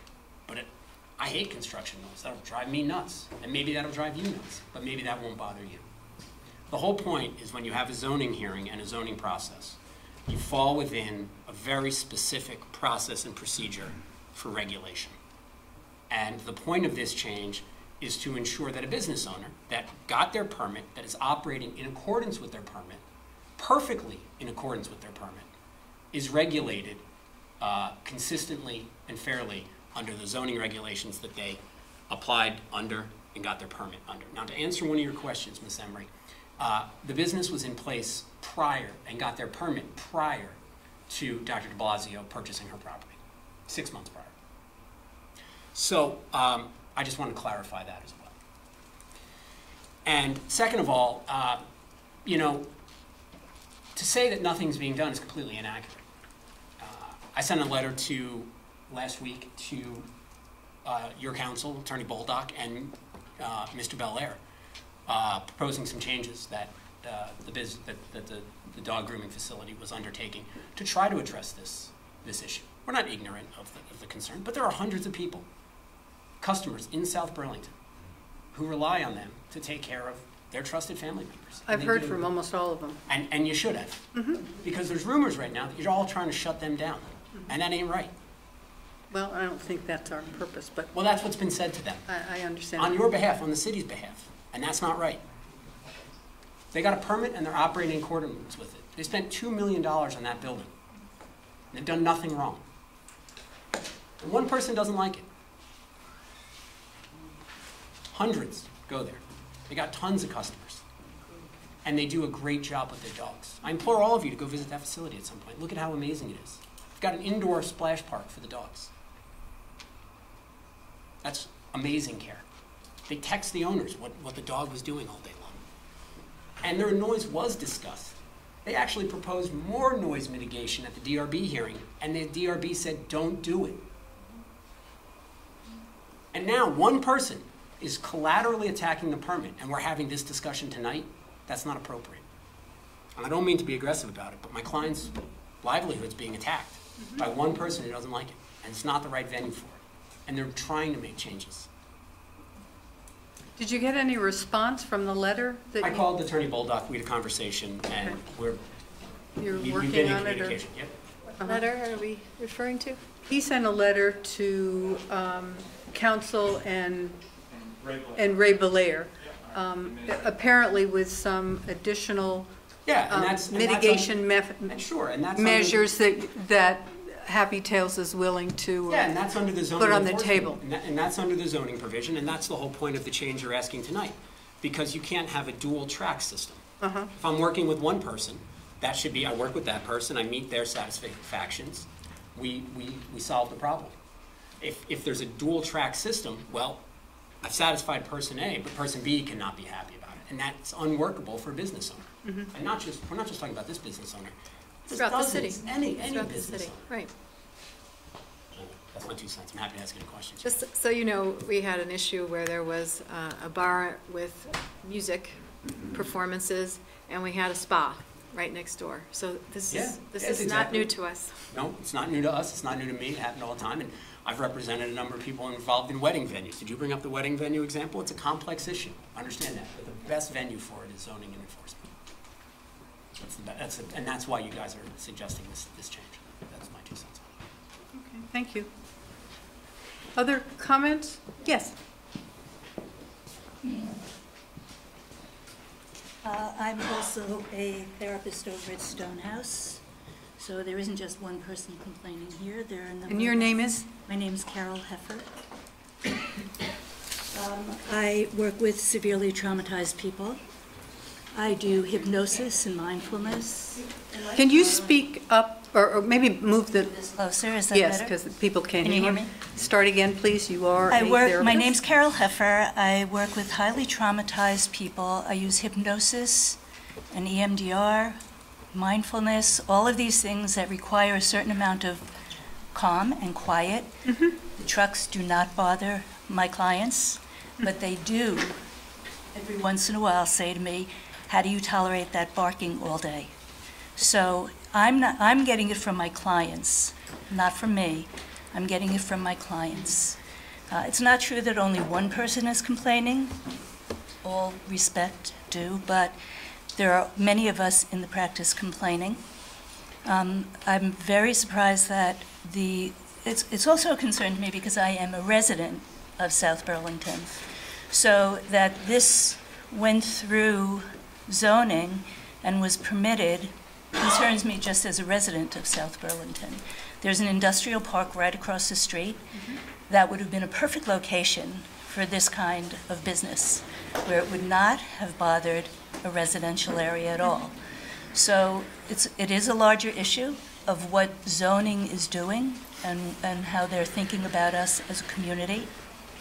However, I think the law, as it's stated, would help us. We're here because the law is being changed, and the law is being changed instead of the problem being addressed. So I don't think we address a problem by changing the law. The ordinance says that there needs to be quiet during the day. We don't resolve that. That's like changing the levels of chemicals in the water because there are too many. We don't change how many chemicals can be in the water. We do something about what's in the water.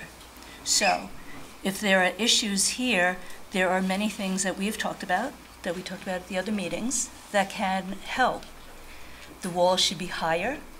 There should be other acoustical things going on. We shouldn't be arguing about changing a law when the issue is changing the structure. So I find the noise disconcerting. My clients find it disconcerting. And I would appreciate if the business, I don't want them to go out of business. That would be very devastating for them. I want them to do something about the noise, and I think there are things that can be done. But changing a law is absolutely absurd.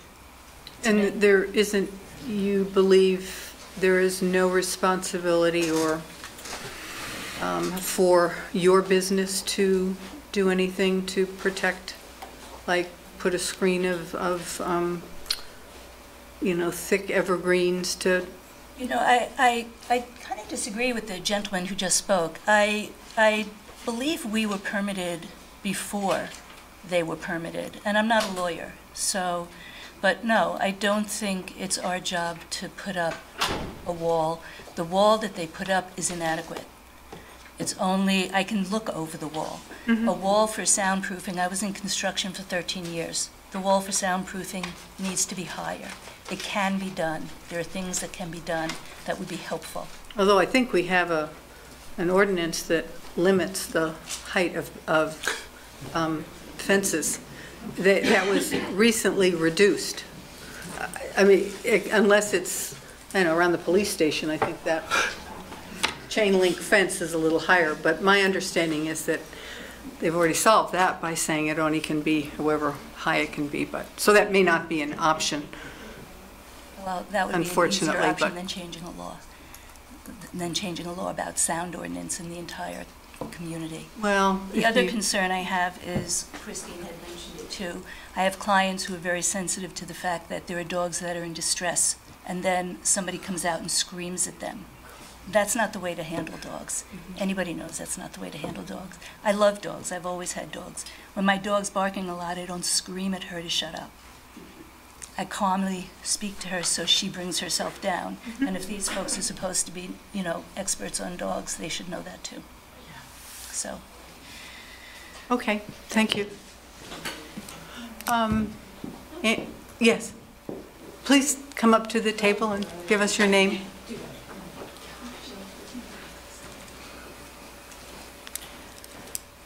Hello.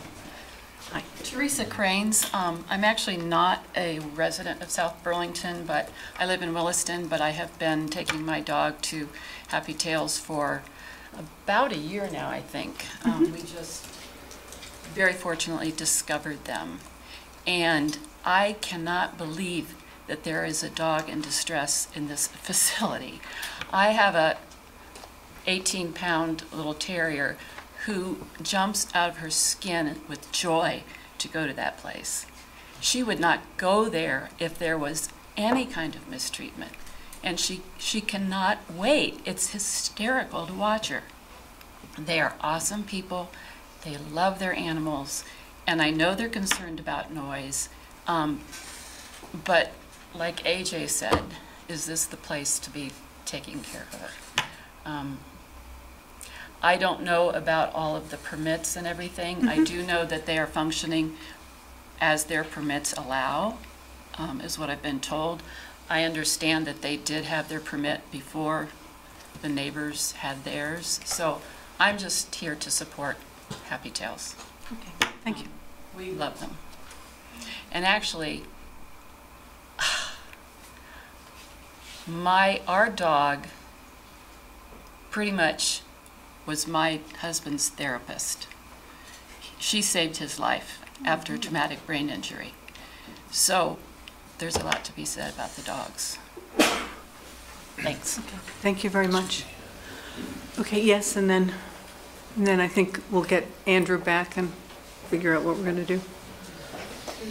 I'm Gail Rosenberg and another client of Happy Tails. And when the discussion was about the ordinances in town, I didn't think it was appropriate for me to get up. I live in Burlington, just by South Burlington. But the last comment about screaming, about stress, is so untrue and so wrong. This is the best dog care facility that I have researched, that I have experienced. Our dog also just jumps for joy, comes home happy. I have spent lots of time there. I've recommended Happy Tales to a number of people who have had other experiences, and we all come back and say, these are the most involved, caring people that we've ever experienced, and the amount of time and attention they have given to putting together this extraordinary place is amazing. And I do feel that the question that you asked, whose responsibility, it seems like that's something that could be some shared responsibility, but it is not just one, it is not one place. So just as you're determining everything, the question about the kind of quality care and the needs to just be considered.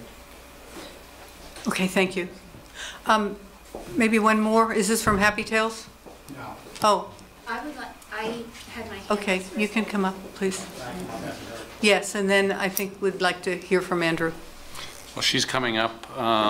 We received an email from a Randall K. who asked that his email on this subject matter be brought to the council. Do you have a copy of it? Yep. Right. Okay, yes, I'm sorry. Hi, my name is Robin Bordeaux. I actually own and operate a business in Williston, and I shared a parking lot with a pet service, a doggy daycare. The noise that came out of that business was incredibly loud, incredibly loud. I have 300 kids that come into my facility, and I can tell you that they probably said the same thing about my business going forward. We were able to operate. It was something that, you mentioned earlier, that people get accustomed to whatever noises that they have. Over a period of time, I never heard what was going on unless kids from another daycare walked past and the dogs were outside and the dogs went absolutely crazy. I chose not to send my dog to that daycare, watching and listening and observing what went on in there. And I did a whole lot of research, and all of a sudden was extremely happy to come across Happy Tales. I work with a dog trainer outside the facility. I've been able to talk with them. They follow through with the instruction. They're very aware. Are they dog experts? I can't give them that title, but they treat dogs respectfully. They treat their employees respectfully. The dogs appreciate being there. On the flip side of that, I can also say that I have spent time in the other business that has been up here. And I have never been a client that has heard anything that has been a distraction to me coming from that other business. So I feel like I can speak on both sides and say that when I was a client in that other business, it wasn't a distraction to me, but I'm extremely happy with the care, and there would never be distress that would come from the employees to the dogs at Happy Tales. Thank you. And then, gentlemen, please. Thank you.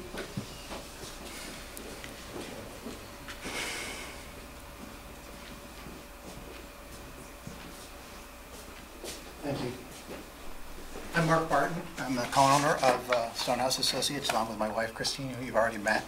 And I just wanted to thank everybody here for the discussion. I think it's a difficult situation here. It's a little bit like we put the marching band, School for the Marching Band, next to the Institute for Migraine Headaches, having these two businesses kind of next to each other. Our position isn't that we're not anti-dog. We're not trying to get somebody else to go out of business. We understand that we need to be able to work together here. Mm-hmm. So I'm trying to, I'm looking at like what's going on here, and we're still to the point where, if we go up a level or two, is what's happening a nuisance? Is someone in their business, in their office, with their windows closed, 270 feet away from another business, listening to dogs barking for hours? Your thought about like the brakes from the truck. Yeah, but that's for like 30 seconds. Mm-hmm. You know, we were on Dorset Street for 10 years, you know, and there's fire trucks that go by and there's road noise that goes by. But it happens, you know, a jet flies overhead and it's noise that happens for 5 seconds or 10 seconds or 15 seconds. You know, I'm sitting here and going, this trash hauling thing, how long do these guys make noise for? Is it a minute or two, once or twice a week?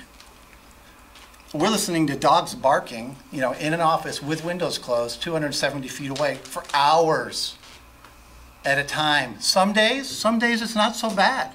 I mean, there is something they can do to mitigate it, to make it better. It's not like the dogs are just barking 8 hours a day, 12 hours a day, every single day. Some days are better than others, so I know there are, you know, maybe it's the people that are working there, maybe it's the dogs that are certain days. I'm not really sure. I don't work in that building, so I'm not there every day. I'm just co-owner of the building. I see this as, I mean, to me, if the dogs are barking and they're creating a nuisance, it should be handled under the nuisance ordinance. We keep saying, let's pass this off to, you know, to Ray and to planning and zoning. Whereas, you know, if we go back and just say, hey, is it a nuisance or is it not a nuisance? What's the goal of the nuisance ordinance? What is it there in the first place? On one hand, with the trash haulers, we're trying to figure out how can we, you know, enforce it better? How can we make this all kind of work? Almost maybe making it tighter so that everybody's happier because people are complaining that it's noisy. Whereas what we're trying to do here is actually make it more open so that more noise can be acceptable. I'm saying, well, if it's creating a nuisance, why do we want to make it more acceptable? I think we just have to sort of sit there and define it and say, okay, if the dogs are happy, I'm glad to hear they're happy. I really am. And I have no ill will against that business. But that doesn't overcome the fact that we can still hear dogs barking all day long, 270 feet away with our windows closed. I mean, a fact is a fact. You know, you can hear it. Whether the dogs are happy or not, I'm not going to go there. It's not my judgment about how well they run their business. I'm glad people are happy there and taking their dogs there. There has to be some way to look at this and go, what can we do? What can they do? They're creating the nuisance. It's not really our responsibility to have to put up bushes or shrubs or a wall to block the noise and build a wall around our place to protect us from the other people that are creating the nuisance. They have put a wall up. Maybe it is too high or whatever it might be, but I can tell you when I stand in my wife's office and I look out the window, looking right over the top of the fence because the land slopes down from where the building is to where the fence is, I can see the bottom of the window, the bottom window sill that's about 3 feet off the ground from the building. So here you've got a building that's got a wall that's probably 15 feet high, at least, plus the roof, and you've got a fence that's 8 feet high, but it starts 5 feet below the building. So the fence is only covering, you know, you talked about how the sound hits the building and then bounces off over the fence. Maybe there's a way they can build a taller wall there to block that sound. Maybe the dogs can be inside more, or maybe somebody just has to be outside and monitoring the dogs. And if they are out there barking for long periods of time, that somebody does something about it. I understand they have a permit to run their business. You know, construction companies, Brad's building, and I know they have construction equipment. I know that someday they'll be done, and every day the trucks aren't out there making noises that are bothering people in our building for, you know, for long periods of time. If you're going to go through and make it okay for dogs to be barking like that and for us to have to listen to that, I mean, we have a permit to run our business too. And when we bought the property, I think in July of 2015, we didn't move in until May of 2016. But when we bought that property and started making all the plans to build a building, there was a noise ordinance there that protected us from having to deal with stuff like that. I said, keep the noise ordinance there. Enforce the noise ordinance.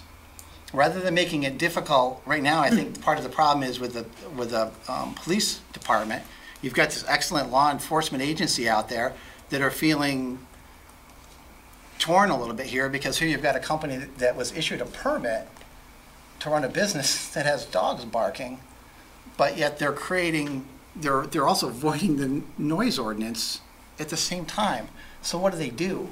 There has to be some clear rules in there in the noise ordinance describing like, okay, yeah, if you're violating the noise ordinance, regardless of what your building permit is, if people are complaining about it and the police can then issue a ticket or a summons or whatever it is that they do.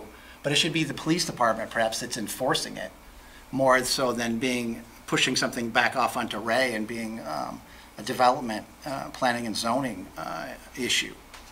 I don't know other way to do it. You've got some conflict here, but it's clearly making a nuisance. We actually even thought about, we like it there. Brad built our building for us. We were really happy with it. It's got a nice residential neighborhood. We were talking about how nice it would be actually to live that close to work. You know what? Sorry, Brad. I can't even consider it. I can't imagine, waking up in the morning, wanting to go out and sit on my deck and have my cup of coffee and having to listen to 15 dogs barking, even if it's 300 or 400 feet away. If the trash guys came by, I'm like, all right, but now they're gone. It's the duration of it. Mm-hmm. It just that, and you don't know when it's going to be on or not going to be on. So I'll throw that out to everybody to ponder and to think about. I don't know if you have any more questions for me. Thank you. But I just wanted to let you know my thoughts. Thank you very much. Yeah, thank you. Andrew. If there's no other questions, I guess I'd recommend coming out of the public hearing and either making a affirmative vote to approve the proposed amendments as proposed, or some guidance as to how they should be changed. And if you vote to not approve the amendments as proposed, then it would not need to be warned for a new hearing unless you wanted additional changes to be made to them in some other way. Okay. Motion to come out to end the hearing. So moved. Second. All in favor? Aye. So we are out of our public hearing.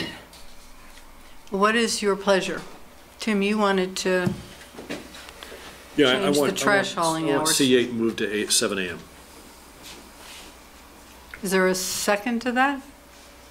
With the caveat for residential, I'd support, and then I still want to keep it quiet. I have residents that I'm advocating for as well. I see haulers. I want to find a middle ground where they can still do commercial service while still keeping it quiet. So I'm supportive of the 7 a.m. That's what Burlington has. I feel like in residential area, fully restricting trash hauling. But you want to add the words in residential areas? Yeah, and then I'm fully supportive of it. But even if it's a commercial property abutting a residential area, does that still qualify as being?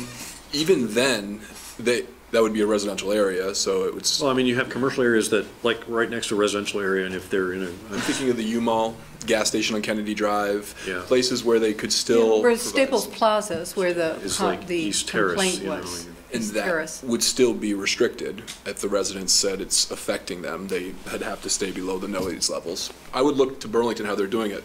But again, I would be more interested to talk about the issue that so many people have come to speak to us about tonight than the trash hauler, which is a larger conversation that I do want to have, and I think it's very important to have. I want to thank you for doing that research into Burlington, and I would be open to that amendment as well.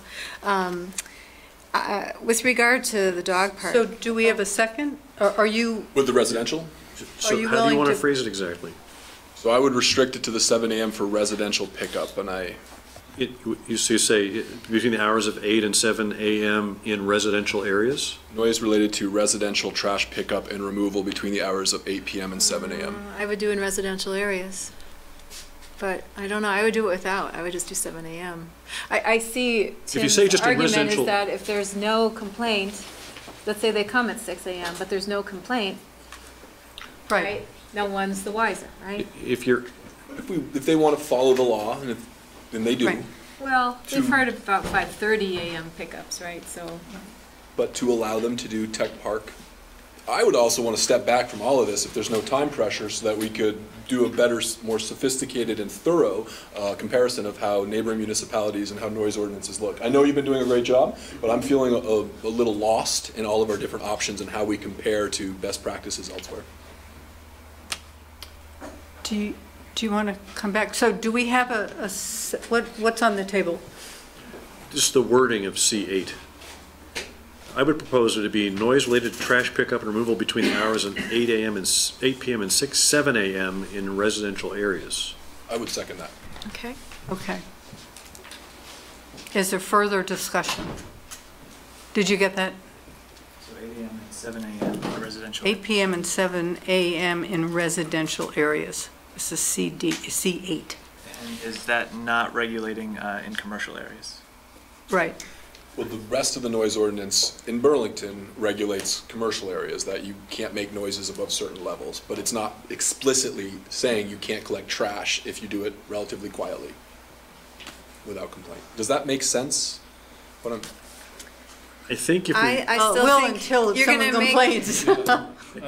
The enforcement would be difficult in that. Yeah, I totally agree. In commercial zoning areas or residential zoned areas, residentially zoned areas? But otherwise, if you don't define where, it will be very difficult to Yeah, I think it's got to be blanket. I would Just say for it's- enforcement. Enforcement's difficult as is. That's true. regardless. And complaints are irregular, right? Irregular?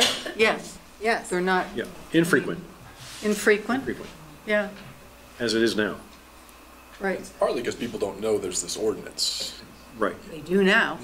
Some do. Some do, yeah.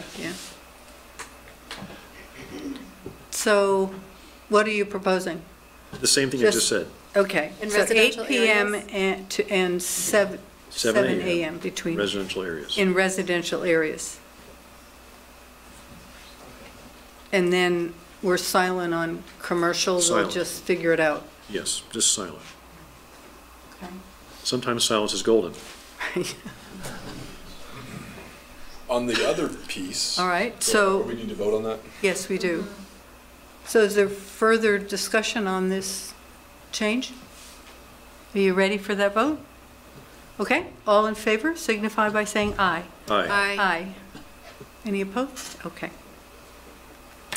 So the second issue then, did you have a, I don't mean to dominate the conversation, but what I'll say is I'd love to ask you a couple of questions in executive session. I love to be transparent and all that, but since a lawyer came down, and I just have a couple of questions about what we can and can't express regarding land uses. So I'm not ready to support this language as is. If the three of you are, say la vie, but I'd want to talk to Andrew and ask him a couple of questions in executive session I about our agree with legal that. exposure.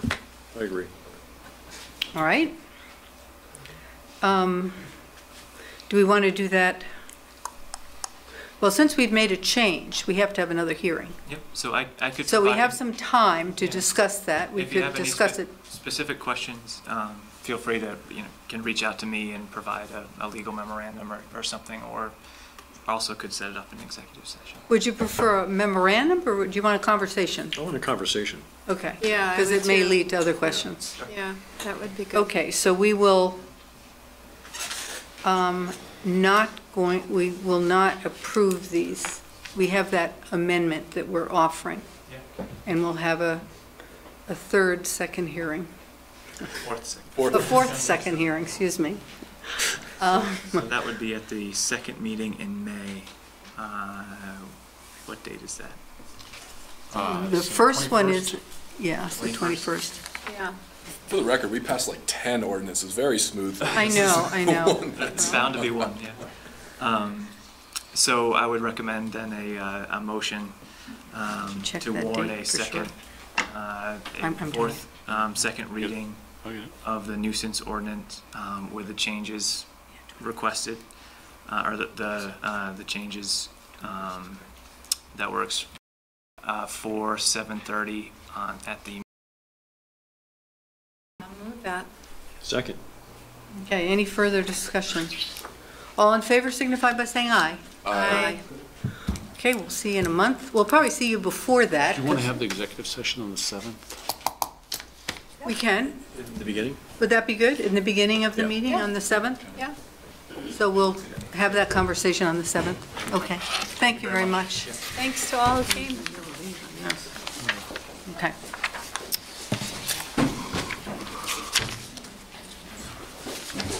Okay, item 9 is possible appointments of public officers to fill recent vacancies in the City Council, Airport Commission, and PAC.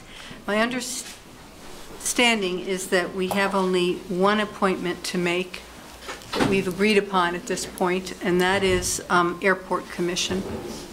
The PAC and that City Council replacement is still pending for discussion.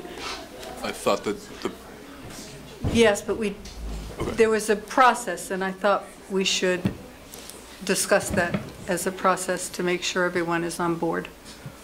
okay, I thought we were already there, but that's changed? The email? No, I don't know. I Okay. think we need to have that conversation.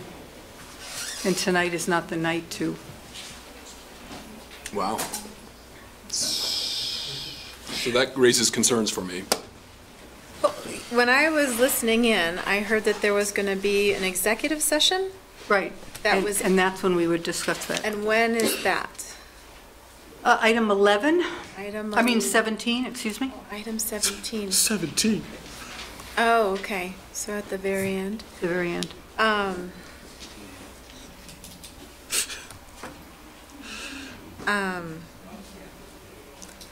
I think I'm willing to go with the flow here. I'm not sure of the process that, in my memory, what we agreed upon. I hear a counselor having a problem with that. Is there a possibility of having a conversation right now? In executive session? Or Yeah. just? I guess we could do that. It would be brief. You can't hold it till 17, or? I'd like to do it now if you'd support that, to discuss appointments. Sure. Okay, if that's what you want to do. Brief. And have a brief. A lot of people here. We usually have